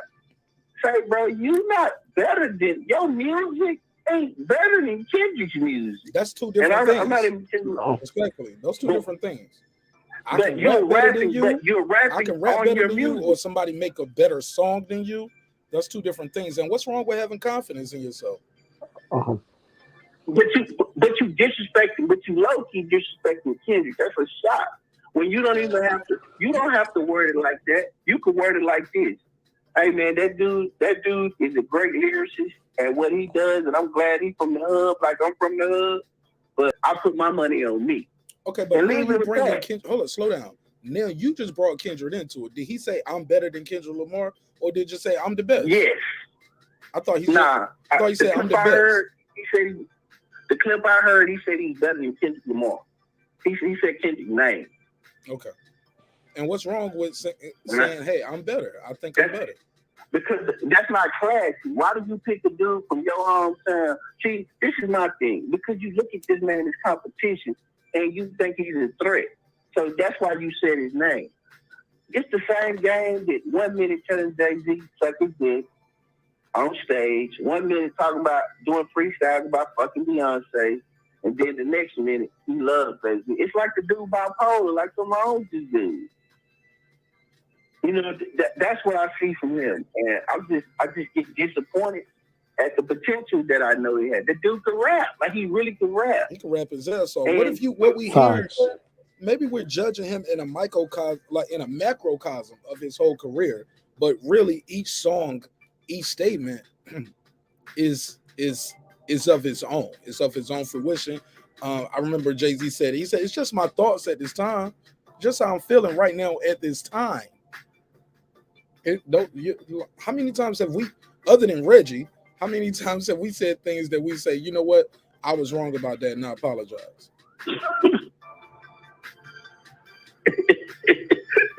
What was Reggie wrong about? That's a whole nother show, man. Exactly. Never heard about it. He was wrong about Fantasia. You was wrong about my sister Tasia. Leave Tasia alone. She did prosper after she was out here hubby snatching. Won the Grammy. Oh, yeah. Yeah, you was wrong about that one. Y'all thought I was gonna go for the low hanging fruit from 2 days ago. Ha ha. And like girl behind the mic say, I definitely did. No. Nah, we on to the next one. But, you know, I had to do a little jab at the homie though. It's all love. But like, let's not condemn people like say he's bipolar and stuff like that. Like none of us are qualified to call somebody bipolar. I think he admits to that though. I think he admits to that though. No, I'm just saying in general though, like we not qualified to diagnose it. If he admits it, that's one thing. If he's been diagnosed, that's another thing. Look, I know a lot of people who just say weird shit and be like, yeah, I'm schizophrenic, I'm bipolar or whatever. But no, or I'm crazy, but like let's not diagnose people though. You feel me? It is what it is. I do kind of want to respond to that point. I do actually agree with I think was it Reggie or was it Deuce? Who was that? Who said that? The thing about Game hating on Kendrick. I wouldn't say hating on Kendrick, but On the phone, bring the phone. yeah, but I mean, I don't know if you guys remember, he did a song with Drake in 2015 called 100, right? And they shot the video in Compton. And if Kendrick's from Compton, how can you have Drake literally diss Kendrick in that he says that I could do all the conscious I could do all the conscious rap, but I left it. And he's literally like, if you guys again why I do agree with that point, and I like to kind of tie it into the thing with Game is, yes, he let Drake diss Kendrick in Compton while filming the video in Compton. So Game definitely has that thing where he'll say something good about someone, like him and Kendrick were taking pictures together, and then suddenly you have Drake, who I still think is beefing with Kendrick till this date, right? How can you have Drake diss Kendrick in Compton while shooting the video in Compton? So, there's some things that Game does encourage, or like that's definitely not something that artists should be doing. You can't have Drake come up to Compton, film a music video, and literally diss Kendrick on that track. Positions change. So how many of us been on YouTube and we like a show and then we don't like the show no more? We like the host, we don't like the host no more. We might have donated, but we say, you know what, this nigga never get a penny out of me ever again. Even artists with movies, actors, like he's not immune to that, right, Donda? No, I mean, I do get that, but I guess the point of him switching up then does make sense, right? Like, again, I don't want to call anyone bipolar. I don't think he has a problem. He's just, too honest. But I guess maybe people might have issues with him. So again, that could tie in with someone like Dr. Dre having an issue with him, 50 Cent. Like, maybe just when he switches up on people, like I gave you the example of Kendrick, right? That is to a lot of people unacceptable. To some people, they don't care. To some people, they're like, it is what it is. But I can see why people might think, Game had a lot of potential, be this rapper who made $100 million, but instead did end up fulfilling his potential because maybe he was, backstabbing people, or, switching up on them suddenly. So I think there's definitely validity to what he said earlier. Go ahead. Anybody want to reply? Phil Clinton, salute. What up? Yeah. What up? I didn't had no idea that Game was beefing with Kendrick. I didn't even know that. But is he doing it out of clout? Is it a true diss? Or is it trying to step on someone's toes? Because much as we talk about clout chasing and boxing, these rappers really do that shit. And I think it's an unnecessary thing. Like I say, Game ain't have to do none of it. And even he should learn from it, because none of his dissing, because he thought he can get on with trying to do historic stuff. Like Cube end up stepping away from his thing, but that and them thinking that Cube doing No Vaseline is what made him. There gotta be something that follows up behind it. And Cube ain't go about dissing people every year. Then you have DMX and that wasn't even the best. I'm sorry, Reg. Just want No, to go ahead. echo your point. That's a classic album. Like, and that wasn't arguably, that's not even the best song on that album. Go for Right. it. Yeah, and that's what I'm saying. Like Game think he has to diss people. And it's like his diss tracks don't even stand out. And matter of fact, his diss records end up hurting him. And this is where he loses sight. And then it's just like he's all over the place. I mean, I just don't get the game. He's too talented to go about the bullshit that he's been pulling. Hold on, man. Pest control. Ooh, top 20 discs. 300 bars. Oh, top 10 discs. Gang got some cold disc songs on me. Hold up. But what have they penetrated in the market? What do they stand out at? Big time, bro. That's what kept him alive. That mixtape shit. He was flooding the streets with that GU9 shit. That's the only thing that kept that nigga alive. If he didn't push that line, Gang would have had that one album that done, especially after he fell out with Dre and 50 Cent and everybody.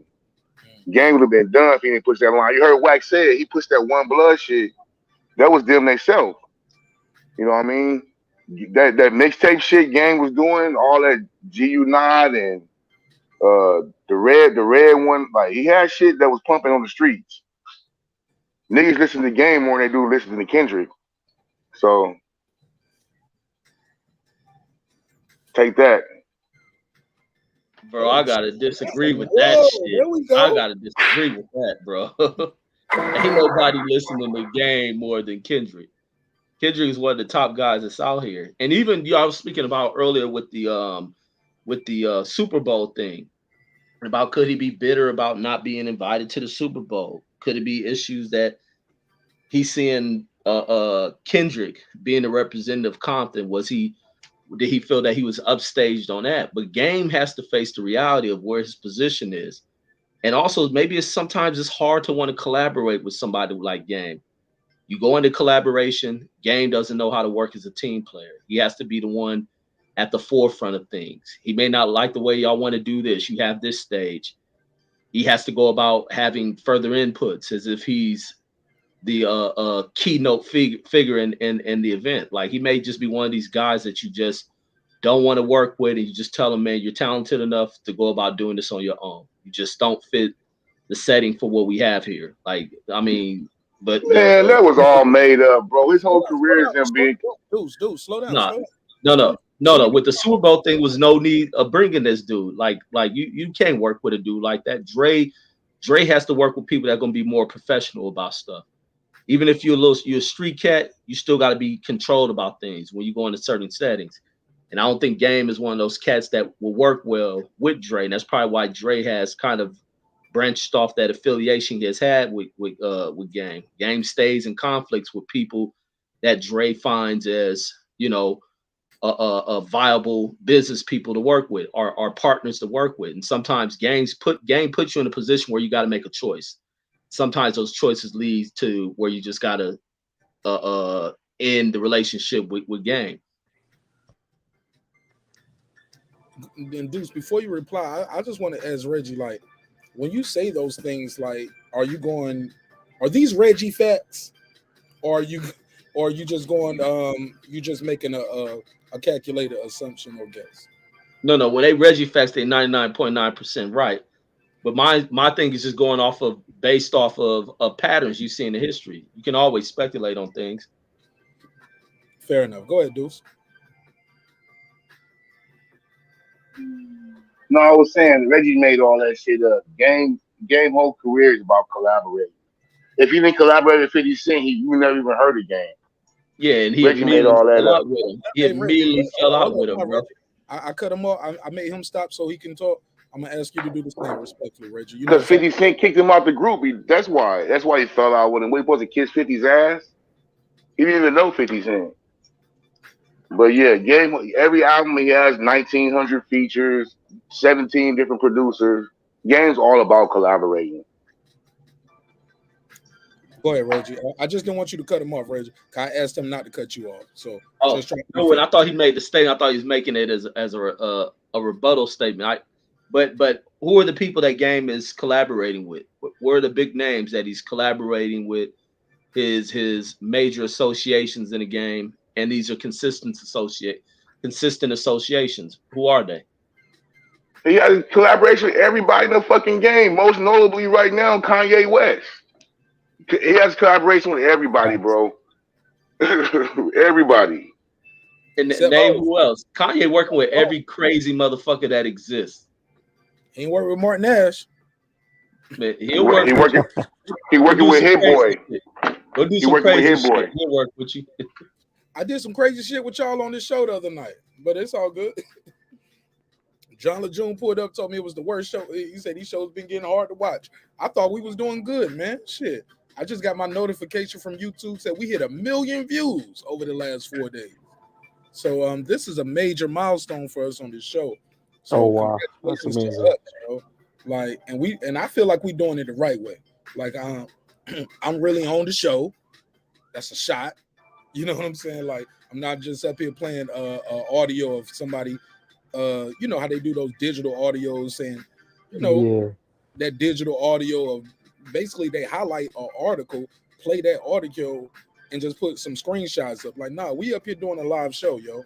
We're doing live reactions. We're allowing people to call in, and this is truly remarkable for me. It don't mean shit to some of y'all. Like Reggie done did 1 million views probably on 5 different channels. But for when I saw this today, I just saw it right now. I do want to say something, Marq. It's I a do big want deal. It's a major.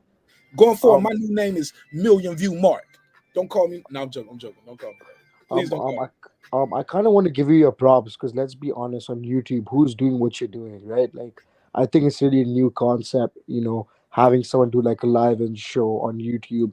I won't see it much. That's kind of why, you know, I came towards this channel. And I really think you're going to make it big, you know, just give it a few months, give it a year. Because I really think what you're doing is unique. You actually let people call in as well live on YouTube. Honestly, man, you deserve your props. And I definitely see your shows regularly. And, you know, you've put in the hard work and you definitely deserve respect if you haven't got it already. Yeah, man, I'm good, man. And I appreciate it, man. Viewers like yourself, like you'll hit me up you'll leave comments on the videos. You leave suggestions for other topics. Say, hey, man, when we going to talk about this? I love that. Like this topic right now, Deuce, you sent this to me, right? On Twitter. It was like, yo, we got to talk about this. The key word was we. We got to talk about it, not you, Marq Nash, need to talk about it. No, it was like, when we going to do this episode? And the key word in the growth of the show is the we. So like I said, man, these 1 million views right here, these are real people. These are real views. And like, I'm humble. I'm grateful. I'm super excited about the future. But wow, this is super dope. And we hit it over the last 3 days. I just took the screenshot now, but yeah, man, we hit 1 million. We hit 1 million views last weekend, man, on Friday, I believe. So this is truly remarkable for me. It's a truly crazy milestone. Y'all know I ain't gonna let this go. Y'all seen it in real time because I'm just now seeing it. But wow, we're gonna do a whole show about this. It's truly remarkable, and I appreciate everybody support because wow, it's a group effort. You guys sharing the content, guys joining the panel, chopping it up with us, calling in, like that matters. You know what I mean? So thank you, my brother. Thank you so much, and thank you for contributing to the content with ideas for shows and episodes. So none of it goes unnoticed. So thank you so much. But let me say this, man. I do want to say this. If Game is wrong for what he's doing, and y'all saying what he's doing is kind of clownish or clout chasing, what does that say about 50 Cent, who built, arguably, some people say he built the whole G-Unit building off of being controversial, being, you know, dissing with people. When you think of Ja Rule, you think of 50 Cent. And you think That's true. You don't want to get Ja Rule. Yeah, you're going to get Ja Ruled out the game. I'm looking at 50 Cent right now. He beefing with stars. Talking about I'm about a company or I'm going to take myself out of it. He also declared bankruptcy because somebody said he owed them some money because he did some shit going too far with the trolling. It was one of Rick Ross' baby mothers, I believe, if I'm not mistaken. So, like that's hip hop. Hip hop been beefing for years, like for decades. Cube didn't have to do Vaseline. He did it though. We don't look at him like the game. We don't look at him like 50 Cent, but when the game does it, because the blueprint has been laid down for decades in hip hop, that's what you do. You go at the guy at the top. You can't be the guy on my block, and you ain't even the man in your city. So when he goes at Kendrick, maybe he is going at the guy who's arguably the man in the city, even more so than Dr. Dre. I don't see nothing wrong here. And I'm gonna be honest, that shit didn't even really hit my radar. So it still wasn't, but so disrespectful. Where's the diss record? Is it a bait? He's baiting Kendrick. Does he got one in the clip? Because it's Game. Game can rap his ass off. Game could give Kendrick 300 bars right now of fire. And if he was really trying to go at Kendrick, he would be going at him. And I ain't gonna lie, y'all gonna like it. Y'all gonna like it, and y'all gonna be sitting around waiting for Kendrick's response. Cause the kid Yeah, can't rap. maybe pretty interesting. Yeah. No, but I think I do agree with you. I'm not saying there's tension with Kendrick, but there's definitely, I don't want to say jealousy. It looks like such a bad word, but think about it. Dr. Dre rejected Game, who he signed on earlier in his career. Like we're talking 2000, whatever, 2 or 5. I'm not sure, and then he picks Kendrick over him. So obviously, Game's gonna feel like, man, I represent Compton, but you got Kendrick, who was part of TDE in 2010. That's his first album. So there is definitely a bit of jealousy there that, oh, Kendrick, and then 2 years ago he's like, I'm better than Kendrick, and if anyone dares like do anything to me, I'll slap them. I mean, he speaks that way. So then you see Kendrick on the biggest stage in Super Bowl representing Compton. And I'll be honest, Kendrick's probably my favorite part, because Kendrick's just he's a genius. He does different stuff. Like each album of his was different. Damn was like special. Good Kid, Mad City, To Pimp Butterfly. So there's for Game. I think it's like, damn. Like look at Kendrick. He just broke out the scene. The last decade, and then look at where he's at, and then he himself probably feels he didn't fulfill his potential. So yeah, there's definitely a bit of jealousy there. I don't know if it's definite though. It could just be competitive energy, competitive spirit.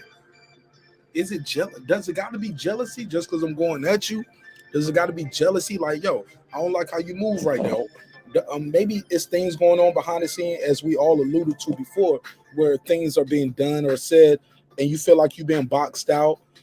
And hey, look, it's like maybe he's on that one blood energy. Like, I got to go out here and get it out the mud again. I'm dying out here. They say I'm getting cold. I fell off. I'm being forgotten. So in the midst of that, he puts in some work. And as an artist, that's what you do. You same thing with these boxes. Like Reggie was saying, like we call these boxes clout chasing. Shoot, maybe these rappers be doing it too, but we don't call it clout chasing. We call it being competitive, especially if you're gonna put some bars behind it. You got a story. There's something there. Now Marq Nash come out of nowhere, little old me. Why am I dissing Kendrick? Why am I dissing the Game? That's one thing. But these guys got history, right? So I think it's too soon to call somebody a cloud chaser, but I could be wrong. Like Right Side would say. Shout out my brother Right Side in the chat. That's one of his favorite lines right there. That's what you should call your podcast, Right Side. I could be wrong. But go ahead. I'll pass it around. Go ahead. So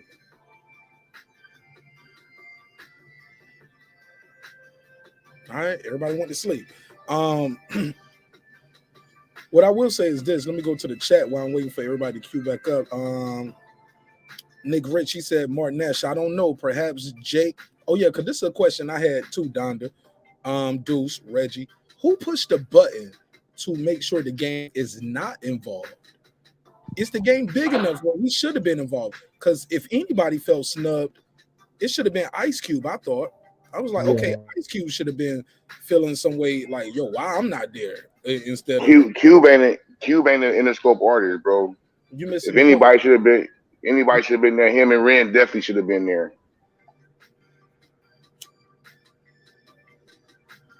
Because Cube, but like Game, I don't think it was that big of a snub for Game to be there. Like he had the one album, but Eve was an Interscope artist. She's huge. Why not Eve? Gwen Stefani, like like Interscope is huge, and it's Jay-Z, Rock Nation also in collaboration. Look, 50 Cent had this Jay-Z before. He was there. So when people say, yo, Jay-Z pushed the button to stop it, I'm always like, But 50 Cent, out of all people, is there. I think this was Dr. Dre's show to do what he felt best served. And I believe he's working with Mary on Mary's new album. So I thought, I don't know, I could be wrong though, but go ahead, let's pass it back around. I'm sorry, I didn't mean to cut you off. No, they say that Chris Brown and Game is two people Jay-Z cannot forgive in the industry. He can't what? Forgive. He has a problem with Chris Brown and Game. Game said some real disrespectful shit to that nigga on the I'm So Wavy disc. I don't know if you ever heard that. It's a disc called I'm So Wavy, and Game kind of got down, took the gloves off on him. He was trying to get Jay-Z to come out and play. Okay, let's pull it up on Rap Genius. Go for it. Keep talking. I'm gonna pull it up. Yeah, he was talking about him not being able to have a baby and all kind of shit. So like it's like him and Chris Brown are some people that Jay-Z just can't forgive and got a big grudge against. But I don't think Game should have been. I don't think Game was really tripping about being on that Super Bowl stage. I think he was really tripping about how much love that Dre don't show him. Cause you know Dre almost cut him before 50 saved him. Dre was supposed to cut him. He was supposed to be gone from Interscope because Game was around for years before 50 started writing for him or writing his hooks, I should say, and programming all this stuff. So you know, Game was out the door, like a lot of other shelf artists over there on Interscope. All right, yo, he started off early. I'm looking at the lyrics to I'm So Wavy. He said, niggas pop tags, I popped the 4-5. Niggas got swag, I got the Tech 9. Niggas got cash, better run it. I only do dubs and hundreds. I don't do 50s, nigga. And I don't do 50-year-old jiggers, nigga. Woo, okay. I'm just reading the lines right here. Okay, all right. That's how he started off. That's the opening stanza. I'm gonna go through and see through more of this. I'm too hardcore to be Jay-Z. Rock more red than Wheezy Baby. Please say the baby. Been around for years, so bitch, don't Drake me. And this is not a diss. Cause I was out in LA with Drake, bitch, and no disrespect to G and hip hop. But nigga, I'm a G, and I'm doing this for hip hop. Okay.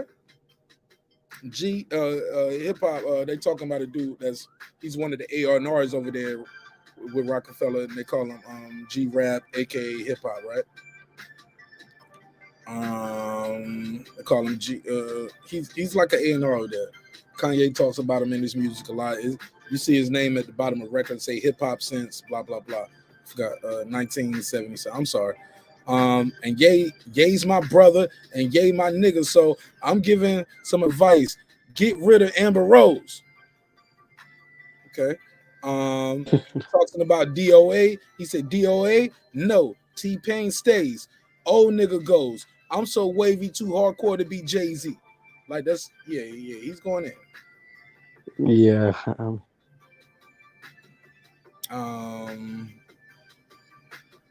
He said too hardcore to be Jay-Z. All up in your ear like Drake beats. But I guess he means Dre beats, right? I guess whoever wrote this lyrics, they got to be all in your ear like Dre beats. So the nigga that cut Ye couldn't fade me. Okay. You took your shot and the shit grazed me. I went on your block just like the Navy. Hold up, the Navy don't go on the block. Okay, I know, whatever. Put a label on that shit and write play me. DJs go in because I'm so wavy. All right, so I'm reading the lyrics here that I'm so wavy, talking about Pimp C. He said, ain't no big pimping on my block because I'm an underground king. Peace to Pimp C, yeah. Catch me riding through your hood, 2010 Bentley, yeah. You got cheese and I kill rats. Translation, I'm still trapped. Now do something with that. Or respond to this with them big ass lips. All right, game. But okay, so I'm So Wavy. It was definitely clearly a Jay-Z diss. But where do we go from here? Like, like Jay-Z Yeah, is the guy. People diss Jay-Z all the time. Jay-Z squashed it with them too. Why Jay-Z can't squash the shit with Game? yeah. I was gonna ask what's the and I'm gonna get ready to go back in the chat. I was gonna ask what did all this stem from? What was the reason? Did Jay-Z say something to Game? What caused him to make a track like that? I'm confused as well. He was trying to go at Jay. That's all that was. He was trying to get Jay-Z to come out and play. I thought he loved Like, Jay-Z. I always looked at Game as a dude that loved Jay-Z and wanted that nah, Jay. he's a Nas fan. He's a Nas guy. Nah, he loved Jigga, man. Nah, he's a Nas guy. Ask him, bro. I mean, you're not asking, but you can look at his shit. He had a Yeah, he song with sound like Nas. He that. always That's why. he always references Nas and like certain little bars and shit, like certain Nas songs. Like, he's a Nas guy. Yeah. But he likes Jay-Z. You can hear it in some of his flows. You can hear it in certain things. That opening song to the documentary sounds like some whole shit. But I always looked at Game as one of these YouTubers, respectfully, like who can't get the interview with the guy, so we start dissing him. You know what I'm saying? Reggie can relate. Some of you guys in the chat know what I'm saying. Like when we can't get the interview with you, or in the rap version, I can't get the feature. I kind of disrespect you a little bit. What you think of that? Bro, he did Jay-Z on his first single. Why? like, come on. I mean, you don't like Jay-Z. Maybe because you couldn't get him on the record. There's nothing Dr. Dre can't do. At the time when he came out, if Jay won't feel it, bro, Jay-Z ain't got to do it. Even as a favor to Dr. Dre, he was like anything but that. Kendrick got that Jay-Z feature. As a matter of fact, there's a song they have, a detox song called "Get Your Money Right," and Jay-Z's on there with Game. It's a detox league. So And he that's worked why. with. But is that why when Jay-Z did that freestyle, like, do not put my verse on your album, dog? Remember Jay-Z did that? Yeah, the Dear Summer.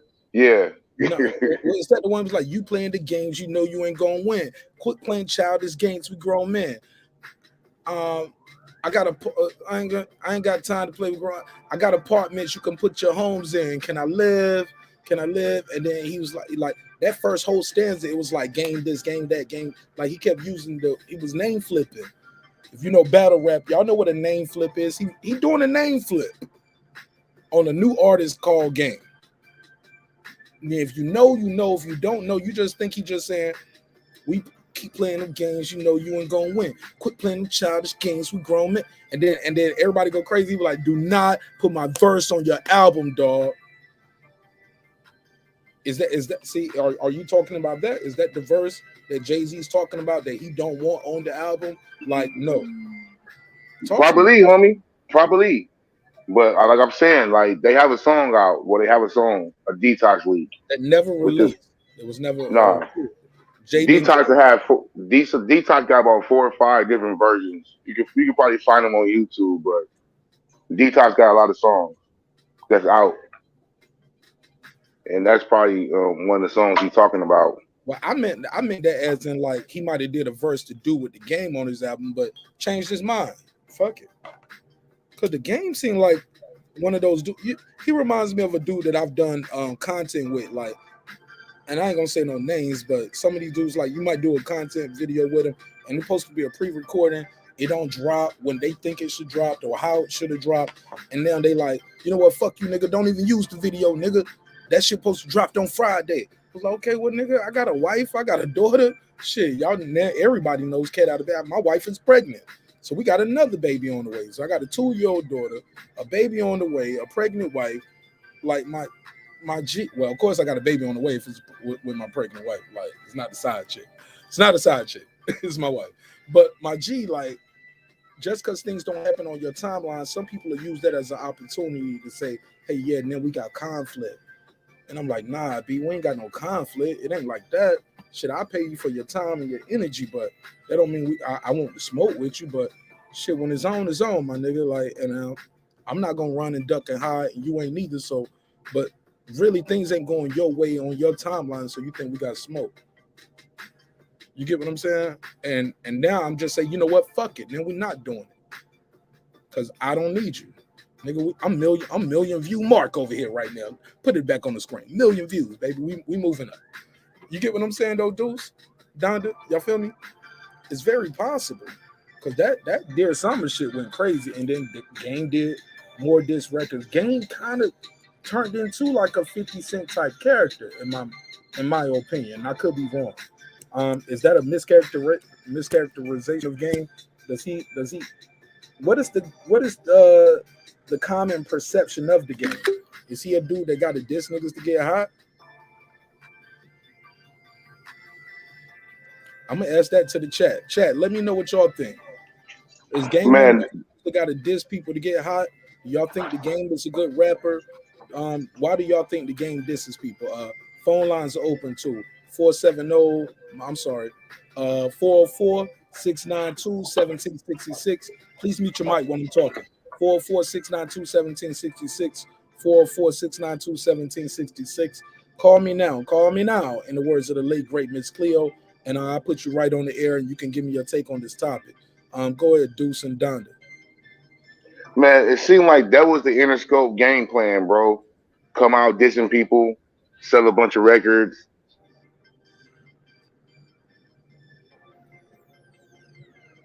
You muted your mic, or you blacked out. You blacked out. They was dissing Luke. They was dissing Easy. They was dissing everybody. Tim Dog. That's the Interscope game plan. Come out, diss somebody, and then see what's up. So hold on. So as a collective as hip hop, we need to give Interscope a big ass slap in the face, like slap. We need to give them the Rick James slap because they are the ones who are perpetuating beef in our culture. Because you know they always flip it and blame us, media. But I was like, before I was media, nigga, I was a rapper just like you, and I still give you some bars, whoever wanted. You know what I'm saying? Now I'm joking. I don't want it like that. I don't want it like that. But I will play the record, though. I will play the record. But is Interscope responsible for perpetuating beef in our culture? Actually, I think to respond to that question, I'd say, I feel like the labels do, because this again ties down to, I mean, the East Coast versus West Coast, right? What Tupac and, people, the associates. You made me want to clear my throat. Damn. No, so I think, I feel like again the record labels do kind of put, like, they instigate, these beefs because they want to sell records. Let's be honest, right? So yeah, I definitely think the labels, like, owned by, I think, rich guys, right, who control all the labels. For them, yes, they would love to have beef, between different, artists, for sure. Go ahead, Deuce. Is Interscope responsible for perpetuating all the beef that we getting right here? Well, there is some conspiracy theory that go around. Allegedly, that Interscope is a government plant by the government to infiltrate and program and propagandize the black neighborhoods. But you can go down that rabbit hole. I'm not going to sit here and break down everything, but there is videos and documents and articles saying that. What y'all say about Nick Rich was like Dr. Dre when y'all was talking about how you use people up and throw them away? She brought up that allegedly that he stole the idea of the headphones. I remember 50 Cent had a lawsuit. They brought him out. They brought the guy who came up with the beats, whatever, the technology and all that. They brought him out. And then once he found out how it went to $1 billion and all this with Apple, he tried to double back. Man, it's so many stories and so many people. Slow down. I thought you said brought him out. You said they bought him out. They paid him off. Like, yeah, they brought him out for a fraction of what it was going to be. And now it's just all Dr. Dre. Because it wasn't like the same company with Skull Candy, or what company was that? I don't know the company it was, but I know it was some inventors. They was into it. And they came to Dre with the idea. They had the technology and all this stuff. how the speakers sound and everything already together. They end up buying them out. And then they For like bought them out and sold it to Apple. yeah, they brought him out for like a fraction of what they sold it for. Now, how He far tried to, apart was this?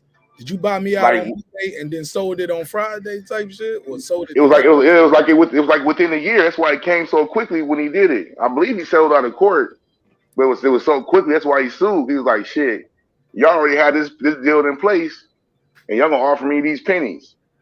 I think he got like $1 million or something like that for that shit. These niggas sell it for $1 billion.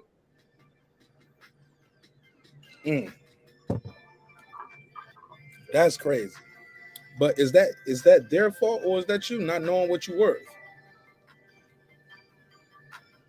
Well, there have to be some kind of honesty within the people you're dealing with, man. It is like, who wants $1 billion? I literally wrote you a check, 1 million. Bam, here you go. You don't gotta. I don't have to tell you what I'm about to do once I get it, right? What do I owe you? But you know you're finna get more than $1 million. I'm looking out for you, because as much as the branding of that Beats by Dre, it's really the quality of that shit. And if you got all this stuff already set up and lined up, how the quality and everything, how it sounds, how it feels, and all you guys just put a name on it. You know what I mean? You owe me more than that, than a percentage of what you guys got. You owe me more than that.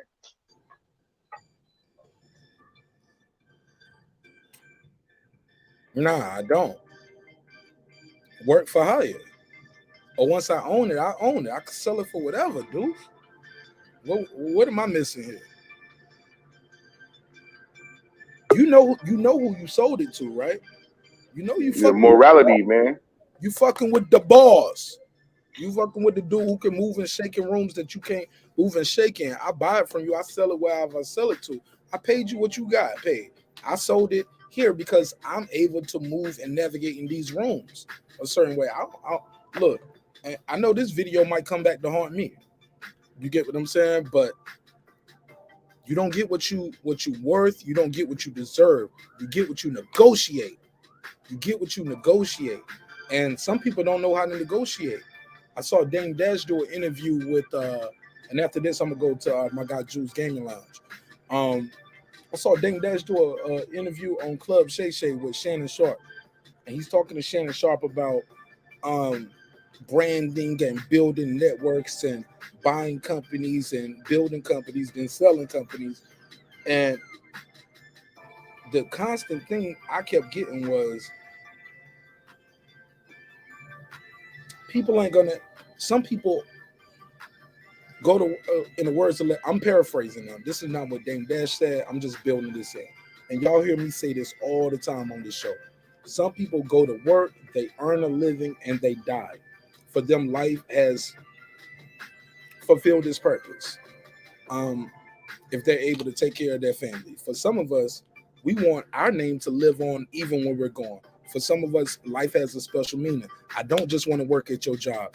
I want to know, how do you do this so I can build my own. Some of us go to jobs just to learn the process so we can buy our own version or build our own version, because people aren't entitled. People ain't got to give it to you. They ain't gonna tell you neither. Like, Walmart was not on the phone with Kmart saying, hey, this is how we do our supply line. This is what you can do to stay in company, my brother. Jeff Bezos could not call eBay and say, man, how do you do this online shopping shit? Because I want to start my own. And then some businesses can get antiquated as the process proceeds, as technology advances, i.e. Blockbuster went from videotapes, like they're renting videotapes. Think of where we at in the world at that time. You can't make it to the movie. You don't want to go to the movie. Some movies we've rushed them to, like, they created a whole genre as far as home cinema. We've rushed the video straight to DVD, or now it's called straight to DVD, or now they ain't even got straight to DVD like that no more. That shit is almost antiquated as well. It's pretty much antiquated.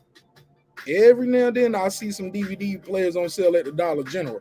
Damn, they're selling DVD players at Dollar General for $19.99. Who knew the technology so expounded upon where we can make it so where we can make it even cheaper. And this is still not the premium way that people are delivering content or receiving messages. They get it right here through live streaming. With that said, it's so much we can unpack on this topic, man. And I appreciate y'all chopping it up with your man Marq Nash, breaking beats. We don't have all the answers. The most important part about the show is we don't have to agree on everything, but we must maintain this phone line. We must maintain the I built this platform. Well, nope. We built this platform off of being able to let each other communicate with each other, whether it's through the chat, whether it's through joining the panel or calling in. And this brother right here has a very similar style. Donna, you said, man, you're the only one doing this. Man, shout out to Jules Gaming Lounge. Shout out to Reggie O2. These guys also allow open panels. Shout out to the boxing section. And I think they live right now, so you can pull up there if you want to get into some sports talk. Look, who but me, while I'm live, promote somebody else's show. But we got to do it because that's what makes the neighborhood the neighborhood. Talk to me, Jules Gaming Lounge. What's your take on this topic? Anything we talked about tonight? Anything you got on your mind? Salute the Marq Nash, everybody else on the panel. Salute to the chat, Drew's Gaming Lounge, man. I just got up here to say that Dre didn't create Beats by Dre. He really didn't own it. It was somebody else. He was just the ambassador of it. They paid him to be the face of it. He got paid to be the face of it, and the person that created it sold it out to Dre and somebody else. They just, I mean, he just got bought out. But Dre didn't even create Beats by Dre. He's just the ambassador for it. He's just the face of it. Yeah, we all agree to that. Dr. Dre don't know how to make no headphones. Somebody sent him some products and said, hey, we want you to be the brand ambassador and be a part. And he bought him out. But the question on the docket for is that am I robbing you? Because I give you $1 million and I buy you out and I sell it. And I sell it. When I sell it, I get this in cash. I get this in stocks. You get what I'm saying? Now, you just said it a few minutes ago. You don't get what you're worth. You get what you negotiate. Go for it. That's flat out what it is. You don't get what you're worth. You get what you negotiate. That's in business. Your bad business is your bad mishaps. So just because if you sold something for $1 million and they made 500 billion off of it, that's your bad business dealings, not theirs. Yeah, you ever watch this show called Shark Tank, homie? No, but I'll check it out. Yeah, I love Shark Tank, but I hate it too. Because sometimes you'll be sitting there, they will be sitting there talking to it, you sitting at home watching, and you see people making $1 million mistakes or $1 billion mistakes. Whether it's the investors who turned down the Ring doorbell. They was wrong about Ring doorbell. They passed. You get what I'm saying? Who knew? But also you have deals where you see people get them and they'll say, well, we want this much. And they just little by little, they're giving away more and more in their company, or sometimes you get more than what you asked for, but you give up things in equity. And a lot of people don't know their equity, whether we're talking about doing a show like this right here, having a battle league like Yo-Yo Escobar and the World Sports. Shout out to Yo-Yo and all the things he's doing over there. I wish you nothing but the best, my brother. People don't know their worth. And I think Dame Dash, that's why I brought up the Dame Dash Shannon Sharp interview. They were talking about when you are you're broke, fucking, for lack of better terms. I'll use a colloquial expression. You broke, nigga. But in the midst of that, sometimes you are drowning, you're suffocating, and the first person who throws you a life raft, you're like, whoo, I'm not floating in this ocean alone no more. I got some breathing room. But then you realize at some point, hey, yeah, I'm in a life raft, and you dragging me along in a yacht. I want my own yacht. How did you get the yacht? Oh, because you need whatever I got that I'm drowning in the ocean with. You need this, or you want this. You want this as part of your yacht. You want the accessory that I got. Oh, I got a reflective hat right here. This reflective hat has been powering the radio. This powered the radio to, that's how you found me on this fucking yacht. But you know what? This reflective hat and this radio, I'm gonna buy it. I own it, and we using it to power the yacht, and we're gonna float you behind. And then we're gonna give you a little boat, a little speedboat. You ain't got your life raft no more, but you forget that you was floating, drowning in the ocean with a life raft, and you're like, hey man, but I want the Jeff Bezos boat too. But you look, I see both sides of the spectrum, and I feel like it's a way that we don't have to be capitalists. I get it. We're in a capitalist society, and I'm all for it to a degree. But I'm one of those people, man. I'm biased though because I am an artist, I am a producer, I'm an engineer, I'm a host. I do the show here with you guys, but it's other things that I do that you guys don't even see. I'm a DJ. I still DJ, and I even rent out my equipment now to other DJs when I'm not DJing because of the pandemic, so they can rent out my lights, my speakers, the whole setup. But I said all that to say this, man. I believe we're stronger together. I always believe we're stronger together as a unit, as a union, as a team, as a family, as a neighborhood, community, as a race, as a human race. That it gets sometimes I get taken advantage of, and I got the leverage. Because some people look at that as weakness and they want to capitalize on you. With that said, man, I'm kind of going on a tangent right now. But Dame Dash brought up, I kind of expounded on the analogy, but like, yeah, when you drowning, the first person to throw you the life raft, yeah, you think you're doing good now because you're alive. But as time moves forward, people's opinion change. People's views change. They be like, I don't need you. You know what I'm saying? Well, fuck you, nigga. This, that, and the third. But I'll digress. I'll pass the mic. Go ahead. Go ahead. It's open. Anybody want to jump in? Please jump in. Wherever you feel like. I kind of went on a rant there. People like, where did I get in? All right. Well, while I'm doing that, I'll go to the chat. Girl behind the mic, she said, Nick Rich all fat, so I gotta go back some. Damn. Yo, somebody said you can get a DVD player and for $5 at Walgreens, shit like that. It's the stocking stuff in there. Beat headphones are trash.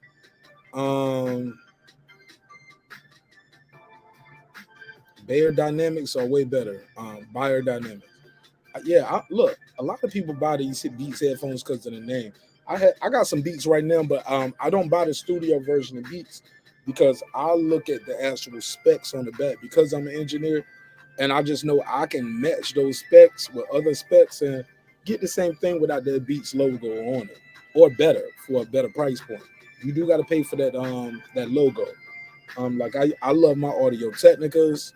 I love I got some dope Sony headphones, but it's all about what I'm using them for. Are they for me in the studio? Is it for the artist to use? I remember I did buy some Beats by Dre for the studio just to have them because I knew it was it's a conversation piece. You know what I'm saying? But then I realized niggas was buying their own Beats by I had dudes lowballing me for studio time, but would come in and bring their own Beats by Dre. Same nigga don't broke pair of my headphones before in the past. Like, oh, you walking in with your own beats right here. Got some good beats by Dre too. Got the engineer version, right? The professional ones.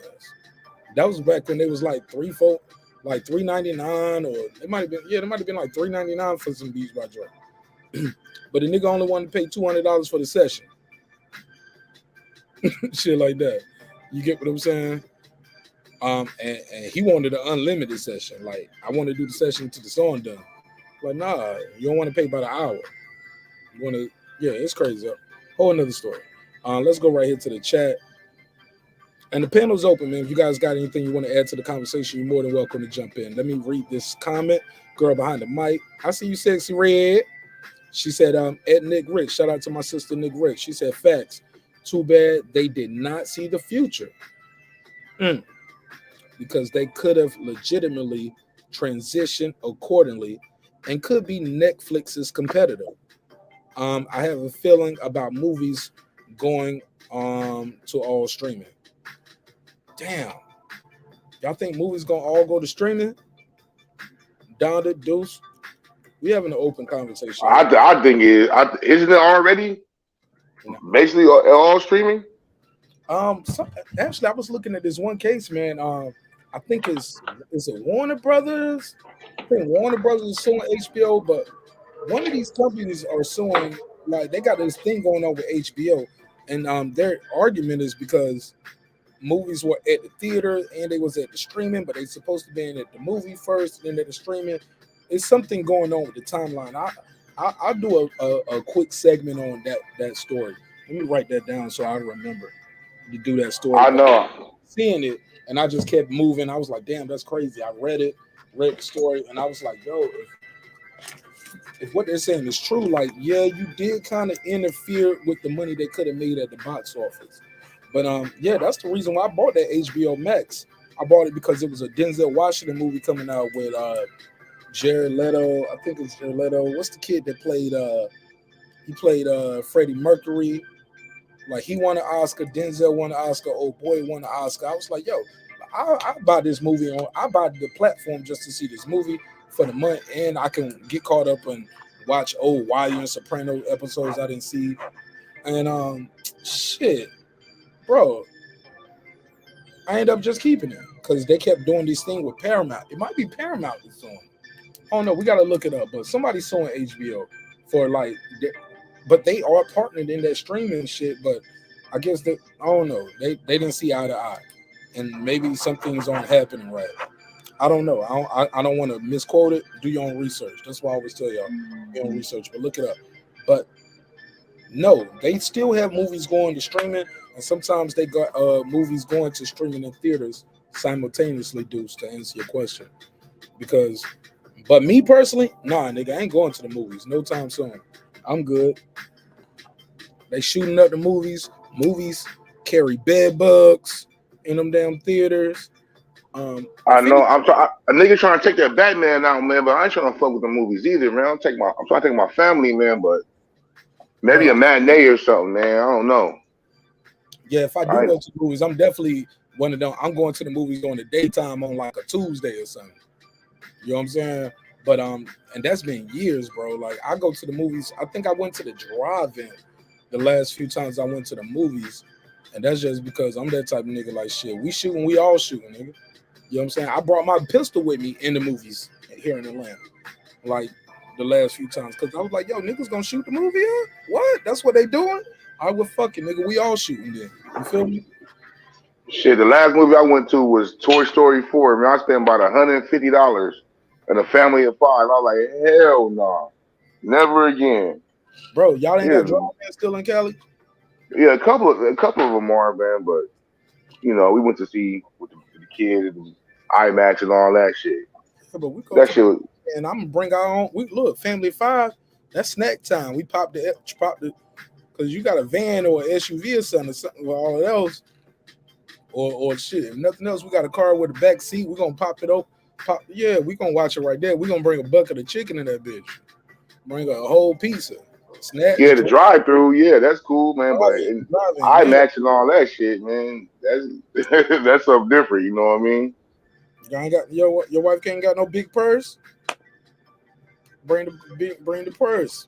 Hey, homie, I ain't no criminal, homie. As much as y'all niggas think I'm just some OG gangster, I ain't no criminal, homie. Well, I'm a criminal. If I sneaking snacks in the movie theater, I'm the biggest criminal. Yo, we had a little Wendy's right here, man. We used to go to the Wendy's, hit the little dollar menu, bring all the nuggets. Hey, look, they cleaning up at the movie theater like we don't sell spicy nuggets. Man, I can't teach my kids that shit, man. It's all right though. So that's criminal. Yes, bro. You're not supposed to take movies. It's not criminal, but it's against the rules, I guess. You ain't supposed to do shit like that in front of your kids. Stealing and shit from your kids, doing any kind of illegal activity from your kids is all bad, homie. Is that illegal? Is it criminal? They'll kick you out of there for that shit. If you refuse to leave, they'll call the police. You might get a case. Yeah, you eat nuggets. Yeah. look, my daughter's 42, and my daughter was born during trying times, so we haven't even had a movie theater experience. So, damn, man, I feel bad now, yo. So what about the kids that saw me in the movie theater and they was eating popcorn and I'm in there eating Doritos and I'm eating like chicken nuggets. Hey look, I even got my ranch dressing and all of that. I was leading a bad example for the other kids, huh? Yes, man. You over acting like a heathen, homie. You can't do no shit like that, bro. Oh man, damn. Come on, homie. You was raised in the church. God know my heart though. That's what I say. That's what I say. God know my heart, man. I shouldn't have did that, man. Girl behind the mic joins the panel, joins the channel. How you doing, my sister? Welcome home. Welcome home. Welcome home.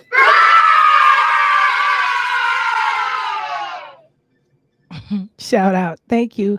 Hey chat, hey panel. No, listen, okay.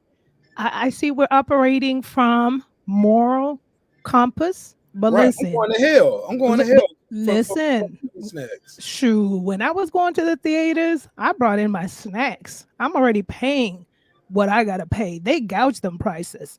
So, good-hearted people like other people would do the coverage for the snack costs for me, but I always had a big purse. I'm gonna bring my snacks.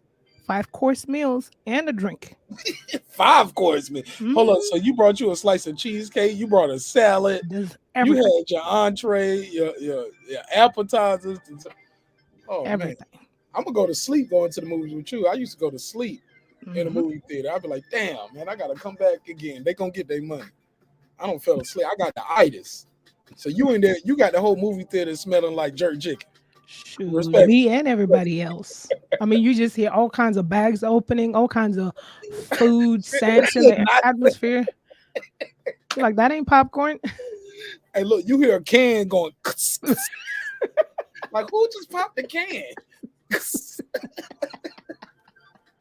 They ain't got nothing but drinks with straws at the counter. Why am I hearing?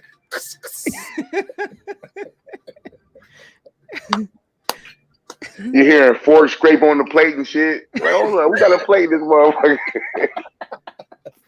Yo, let me ask everybody in the chat right now. Have you snuck food into the movie theaters with your children, or did it happen to you as a child where you saw people sneaking food in the movie theater? Have you ever seen somebody get kicked out of the movies for sneaking on food in the movie theater? I'm curious. Go for it. But go ahead, girl behind the mic. Talk to me, man. What's on your mind, my sister? How you been? I've been good, but I was gonna say, so for all the times that I went to the movie theaters, so now I'm just gonna be honest. Since I'm living in this space now, I'm grown now. Okay, this is back in the day. Sis had like 2 jobs and whatnot, and was trying to keep her money. So I used to bring food, but the theaters that I went to, it was usually always like kids working there.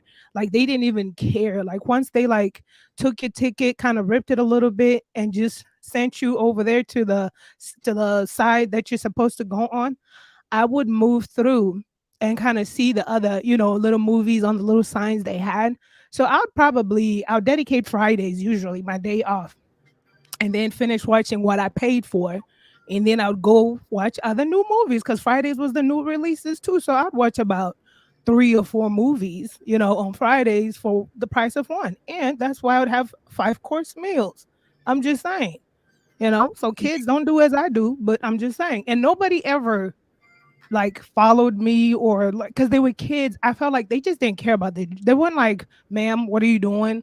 Nobody said anything. Nobody kicked me out, nothing. Damn, you an outlaw.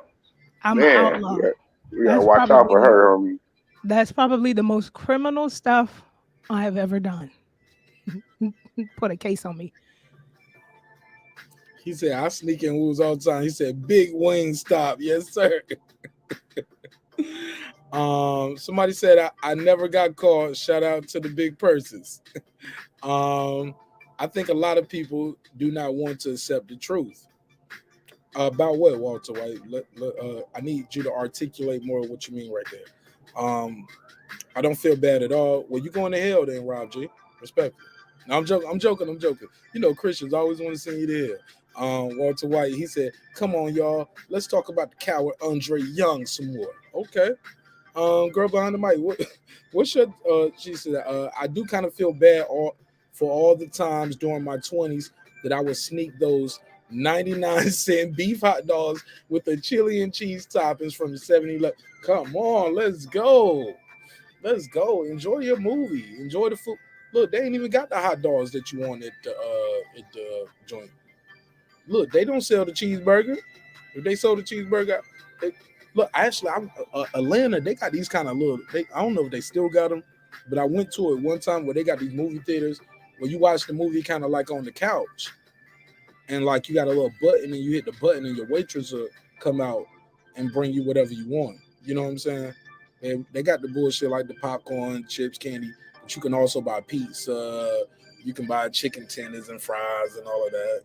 Chicken tenders and fries, about $19.99 per plate. Hey, look, 3 chicken tenders and some fries, or maybe 4 chicken tenders and some fries and a drink, $20. For a small little fee, you can upgrade your drink, and your drink is now refillable, and you can refill your drink. But they also sell like drinks in there too. So, like you can get you a margarita while you're watching the movie. So, but you're paying for that, and you watching the movie sitting on the couch. You know what I'm saying? Type shit, or very more comfortable seating. So they do have those kind of things here. Y'all got those things where y'all live at? Mm-hmm. They have a theater where they sell entrees, beverages, and there's a theater over here that used to sell like it was like almost like a bar. You get whatever drink you want and or like beer by the tap. I guess that's what it's called. So they do have that. And I went to a theater where they did serve food. Just me. I found it to be a little distracting, but I wasn't used to it. You know what I'm saying? So it was an interesting experience, but I'd rather sneak eat my own food. Just saying.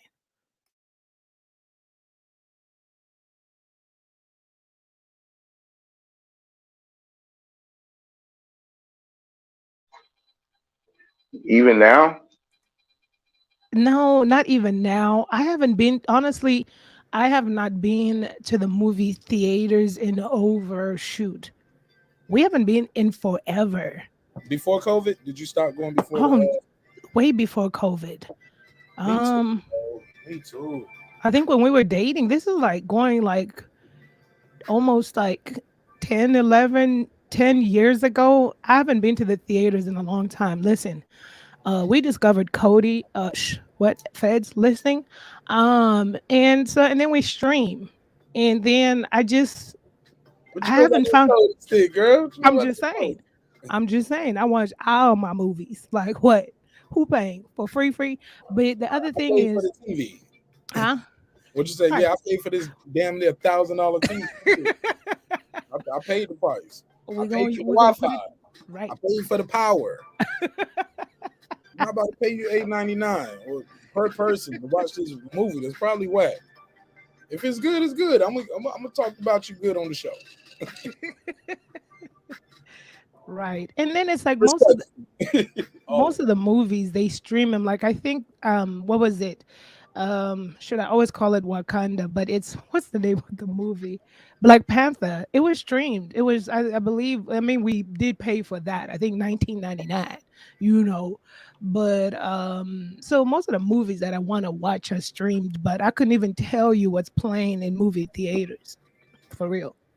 You can tell me on that Cody stick or whatever app you're using now when you click in theaters. They got a button right there when you can minimize your search, say in theaters.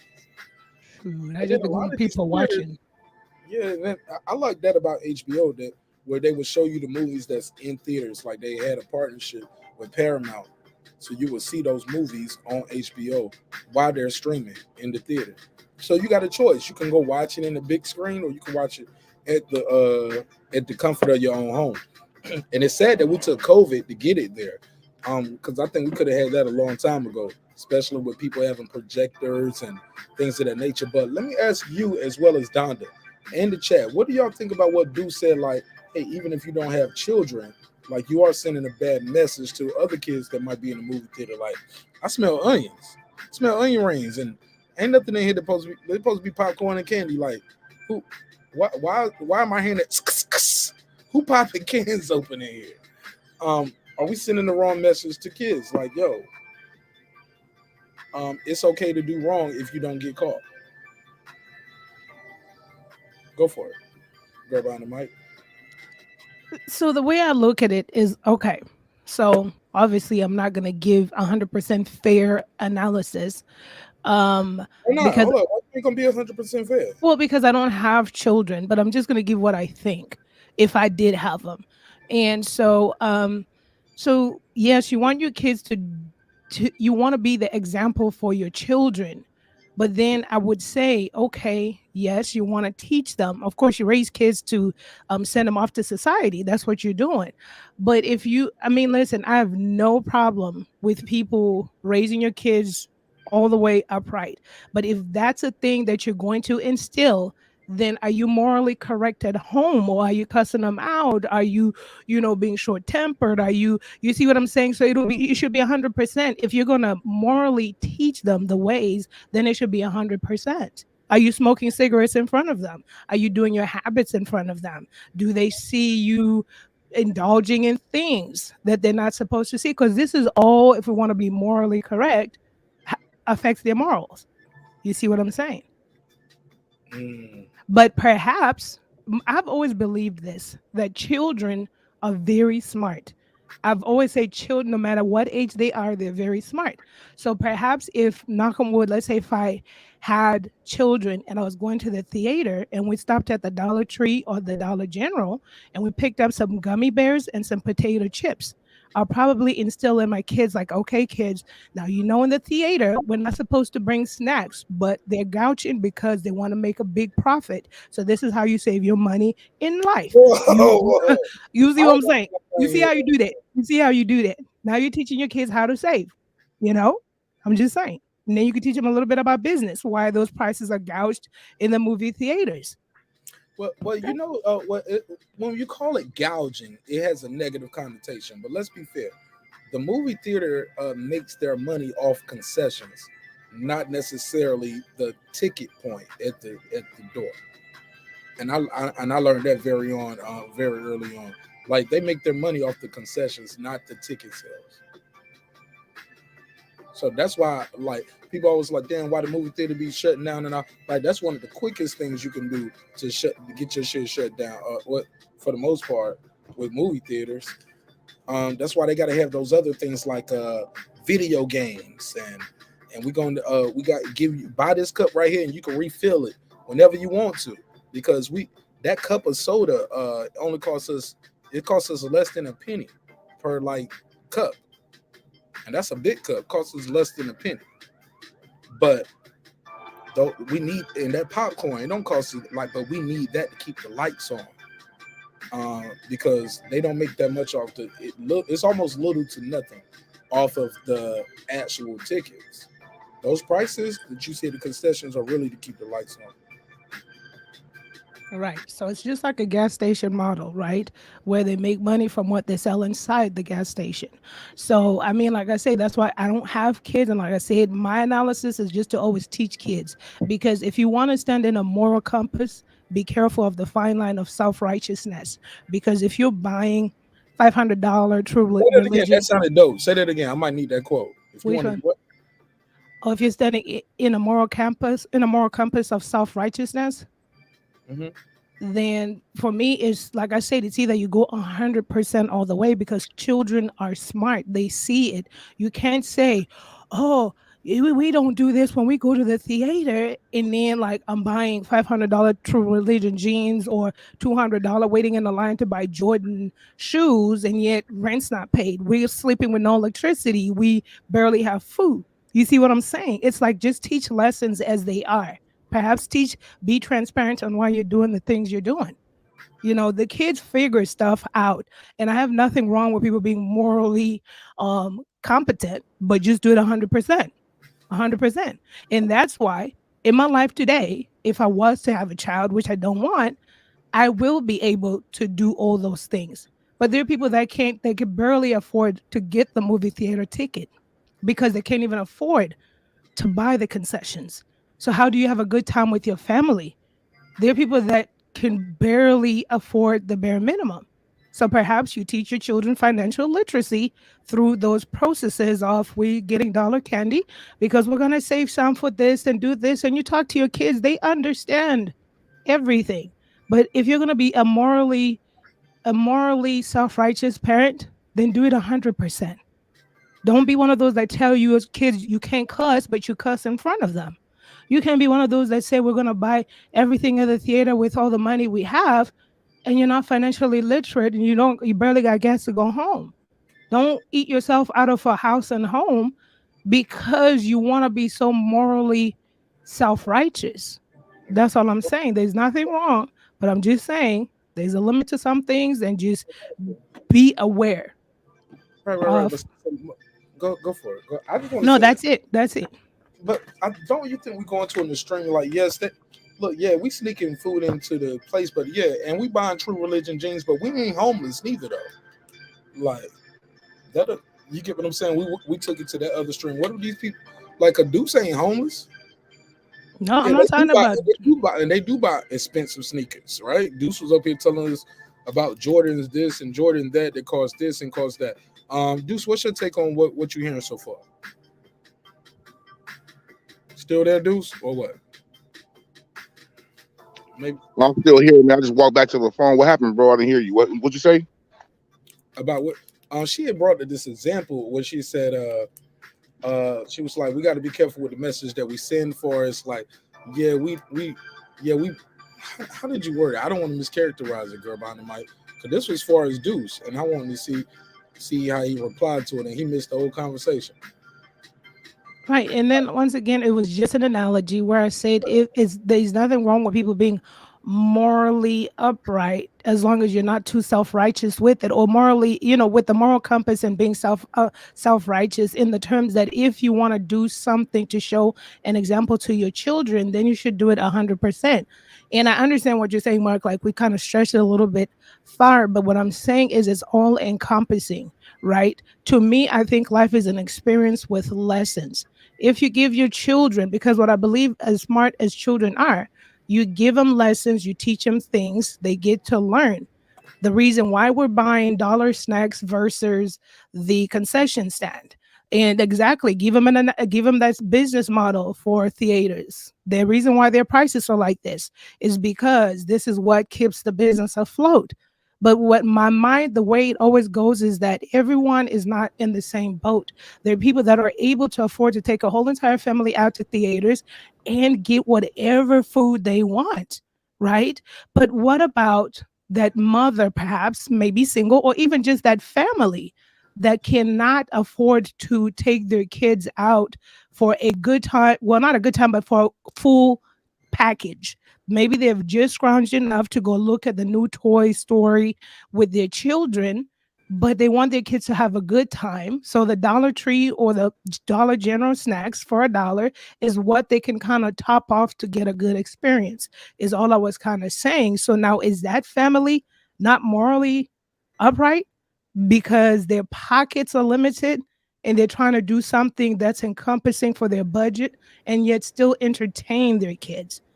You see, so there's a fine line with saying that, which I appreciate and I get it. I understand it, right? You always want to be the example to your children that you want them to be. And I agree with that. But if you're going to be the morally sound example, do it 100%. Don't cuss in front of your kids. Don't do substances in front of your kids.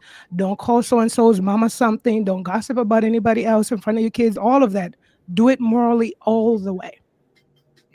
That's all I'm saying. Now we all know the only perfect person is Jesus, so nothing can be done morally 100% all the way. But there are, how they say, little white lies and major lies. And I just whoa. excuse me? Go for it. Break that down. When you talk about Yeah, lying, you know what I mean? I want you to go there, man. Cause I do a topic about this one. That's a whole top. That's a whole hour right there. We can get an hour off of that. Little white lies, respectfully. Yeah, I'm just saying though, you know what I mean? And it's a difference. These aren't slavery. This ain't slavery. These are our workers. And he's your friend. He's not your property right now. Like no. Respectfully, like Yeah, I we, feel we like know the difference, you know what I mean? But for the most part, but you want to keep, a child does. yeah, a child doesn't.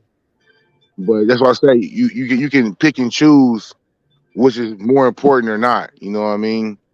The morality of you stealing something or the morality of, you know what I mean, you not be able to afford something. You can pick and choose that, in my opinion. Fair enough. Fair enough. So I just don't believe in teaching kids the wrong way to do stuff. I believe what you put out comes back. So that's just me. right. So then it begs to ask the question then, and I'm only just being like a little devil's advocate, but it begs to ask the question then of, because the conversation is coming from like people that sneak in food is kind of a bad moral example to the kids. So that's what I'm saying. In the same terms, it's so generalized because I don't think that we could put a caption. If I'm sneaking in snacks in my bag with 5 kids, if that's all I could afford, maybe my heart is right. Maybe everything is morally upright with me. But this is all I could give my kids. So it probably wouldn't, perhaps we may not even have to caption this like the moral. I mean, it could, I guess you want to call it a moral thing to do, but I would feel bad for that person that's just, hey, this is all I could do.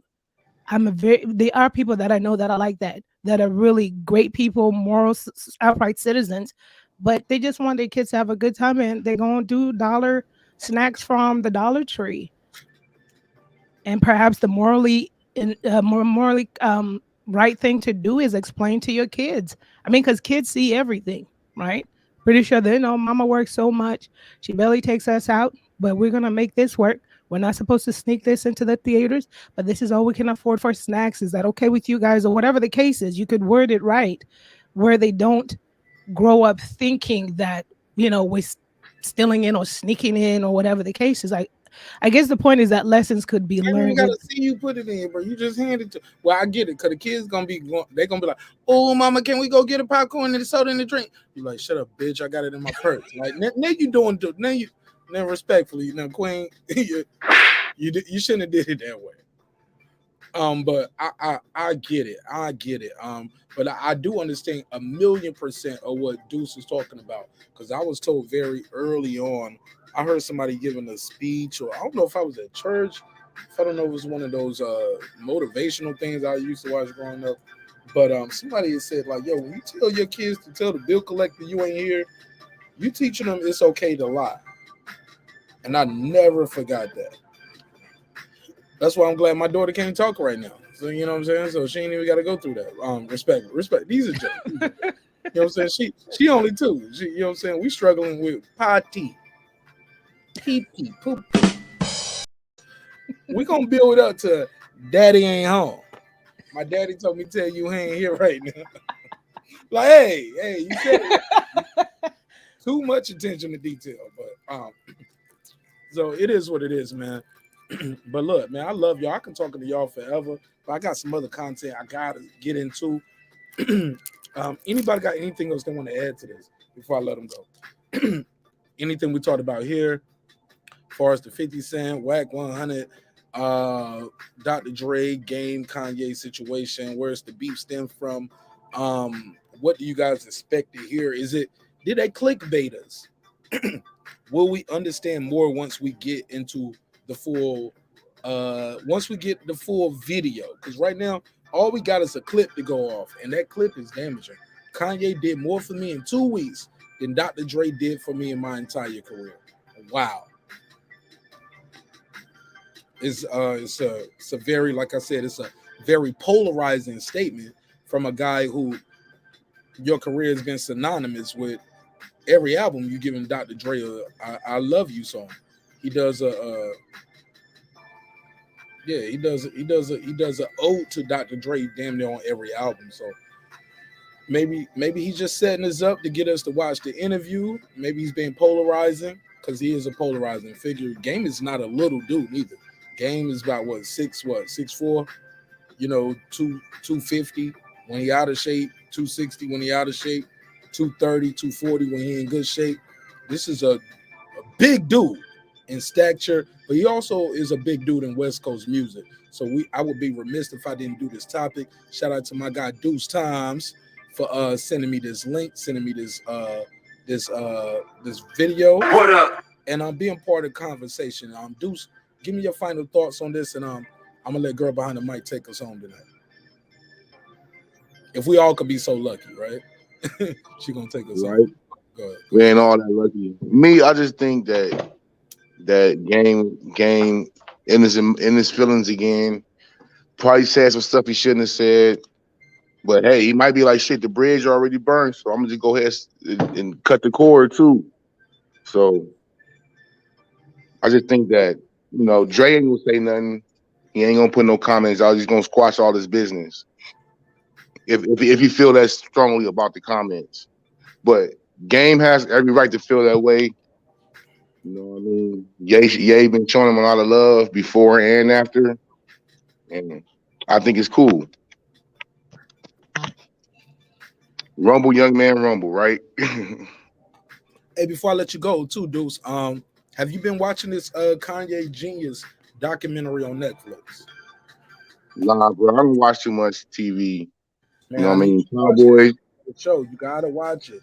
It's dynamic, man. Once I fell behind, gives you a interesting take and understanding on who Kanye West is. Kanye West has been filming his documentary. He got this guy who's Girl Behind the Mic. You seen it? You heard of it? It's called Genius. I heard of it, and I have not yet clicked to watch it. I know. You a Kanye fan? The show was for you too. I just knew you was gonna get in on this. Wow. Wow. You ain't no Kanye fan. You ain't come. I am gonna buy this. I am gonna buy this stem player. I'm gonna spend the $200 for this Kanye stem player. Yep, I'm gonna buy it. I'll keep it. Worst case scenario, I can. I told people, I said, well, I could do a giveaway. But then the more I start looking into it, I said, shit, I want to hear how my music sound in here. Like, cause you can take things in the stem player and you can turn the volume up. You can turn the music down. Just play the beat. You can just turn the background vocals up, and then you can hit buttons to make it like you can. It's almost like a little sampler. When we watch the video of it, you hit a button, and now so you guys see how you have these 4 lines, right? One is vocal, one is the instrumental, one is the background vocal. Like, it breaks the song up in 4 parts, and then you can also save it and download those. So let's just say I just want to hear the acapella to this song. I can turn all the vocals off. I just want to hear the music. I can turn the vocals off and just hear nothing but the music. Okay, I want to hear just the drum track. I can just do the drum track or the sample. So it breaks it down into the vocals, samples, drums, and music, and music, vocals, drums, and the sample. And then you can chop them up. You can add reverb and delay to them. Like, yo, we was having a good time trying to play around with that, like just the video of the sample. So truly remarkable. But Girl Behind the Mic, I am disappointed in you. And you know I love you. I do not believe in violence, and we do not support violence any kind of way on this show. But for entertainment purposes, I need you to slap yourself. I would never do it. But on Rick James and you slap. How you a Kanye fan and you ain't watched the 3-part documentary? He's been filming it for 24 years. 7.5 hours. They condensed it down into 3 parts. There's like less than 7.5. You get what I'm saying? Like, you see for the deal. You see the guy narrating it. Like, he ended up being the guy who did the John Legend Ordinary People video. Like, you follow Kanye before the deal, after the deal, during the marriage, during the what. Look, they just dropped part 3. I'm about to watch part 3 now. So I'm going to do another review on that. And I need y'all to watch it. Y'all got to get caught up, man. Especially y'all say y'all Kanye fans. So I like hip hop. I like behind the scene. Shout out to Donda, because Donda, who was that was Donda's first time on the panel. I thought Donda carried himself very well to be a first time on the panel. What y'all thought? Absolutely. He was great. And to be honest with you, with Kanye's documentary, I'm waiting for all of it to load. Like I'm one of those people. So when I do dedicate that binge day, You on binge watch? I All need to three, go through them. Like boom, all boom, three boom. parts. Yeah, all three parts. And I can respect that. Well, you got anything you want to add to this game conversation? Is game cloud chasing? Do you need more information? Are we going too far with this one clip? Is game cloud chasing? Do you support game? Do you support Dr. Dre? You need more information. We got a survey in the chat. Did you answer the survey, girl behind the mic? And what did you pick? Yes, I did answer it, and I said I support the game. It's hard to say if it's cloud chasing or not because most of these artists pull at our heartstrings, especially when they're about to drop a single or if they're working with someone and so forth. So they definitely pull at our emotions. Um, I what I do believe in the industry though that is unseen is that there's a lot of stuff that goes on behind the scenes. I think Game probably has experienced a lot of hurt, pain, disappointment, maybe from these guys. This is just speculation, my opinion. And so perhaps some of that is now kind of, pouring out. I've always liked the one of the things I've always liked about Kanye, even though I get it, people may say he's arrogant and stuff like that, but I've come across people that you would have never suspected that would have said Kanye worked with me. So even that was a revelation to me where he's talking about Kanye helped him versus Dre. Yes, helped him how we don't know, but maybe even just lending an ear in this industry is help. It's somebody that's at the end of their rope or maybe trying to succeed in this industry. So I do appreciate that from Kanye. He always seems like the type of person that helps people, especially in silence, until that person says so. So that's my 2 cents about that.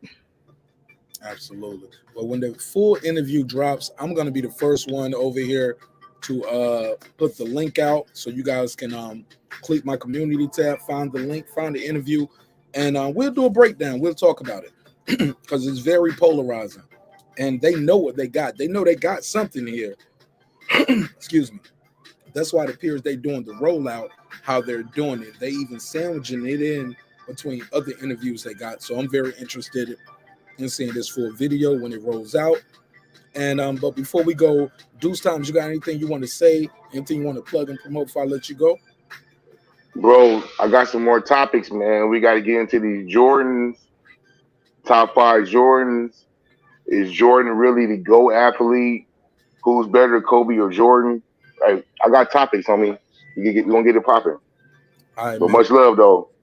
Man, thank you for being the best part of the show. Like I said, the best part of the show is our audience, our viewers. Like without you guys, man, the show would not have gotten 1 million views. You see it, 1 million views. We are on the way, Mama. We making it. Hey, look. Oh yeah. Before you go, it's my first time hearing you expecting, baby. You know what I mean? That's good, man. Hey, children are a gift from God, bro. For real. The more the merrier. I couldn't agree more, and I'm so excited.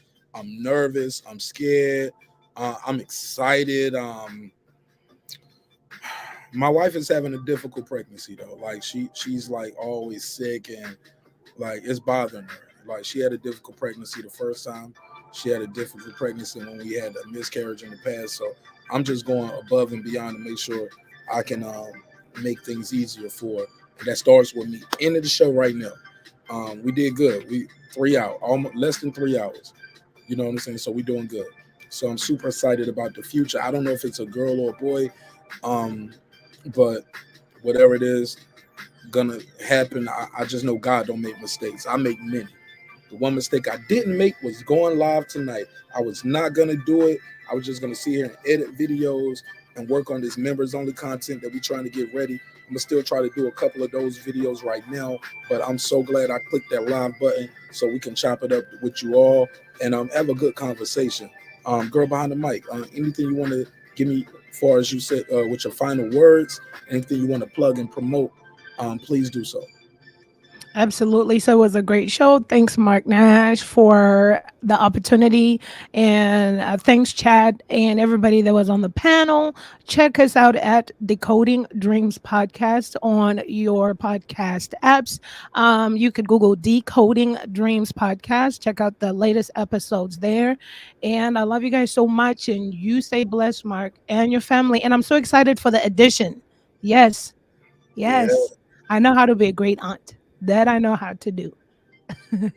How about that? Look, I'm super excited. Plug your YouTube channel for those who do. Is it with the period right here, or is that a typo?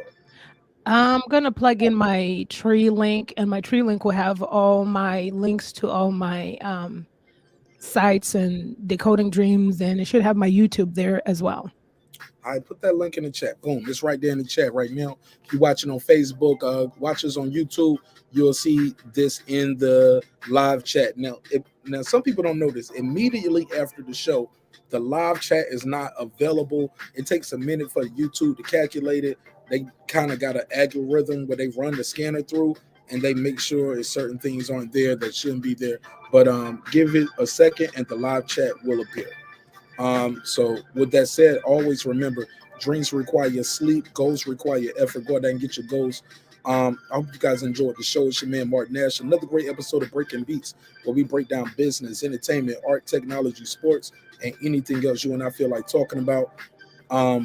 Look, it's a hip-hop political sports show with a comedy twist. We like to let the jokes fly. You know why? Because life is serious enough. If you like the content, support the show. There's so many ways you can support the show, whether you click the like button, click share, or you can cop some of our merch. You can go to marqnash.com, marqnash.com, and save yourself 15% by typing in the promo code NASH27. Type in the promo code NASH27. Just how you see it on your screen right there at marqnash.com when you're doing your checkout, and you can save yourself 15%. This is one of the newest pieces right here. We got some more ideas with the merch we're gonna drop. Of course, we got the Dreams Require Your Sleep, Goals Require Effort. We got the title show. We got the YouTube Daddy show. I took this one off. I'll put it back up, but this one is the one I'm rocking tonight. It says, "Respect is free. Disrespect can cost you everything." And I love this piece right here as well. So we grinding, man. And I wish you guys nothing but health, wealth, and prosperity. Hope you love yourself. If not, guess what? I love you, and so does the neighborhood here at Breaking Beats. It's your man Marq Nash. Look, tomorrow we're gonna be back with our flagship show. 10 o'clock. I'm gonna be on time tomorrow. So be on time. 10 o'clock. I'm gonna be on time tomorrow. All right. So I'll see y'all then. I love y'all. Peace.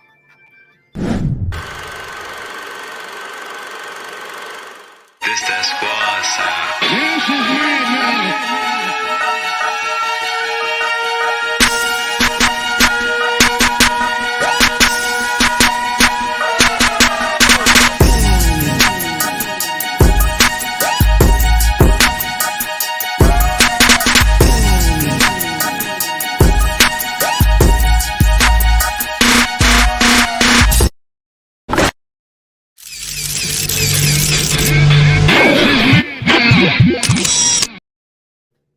Love y'all. Good night.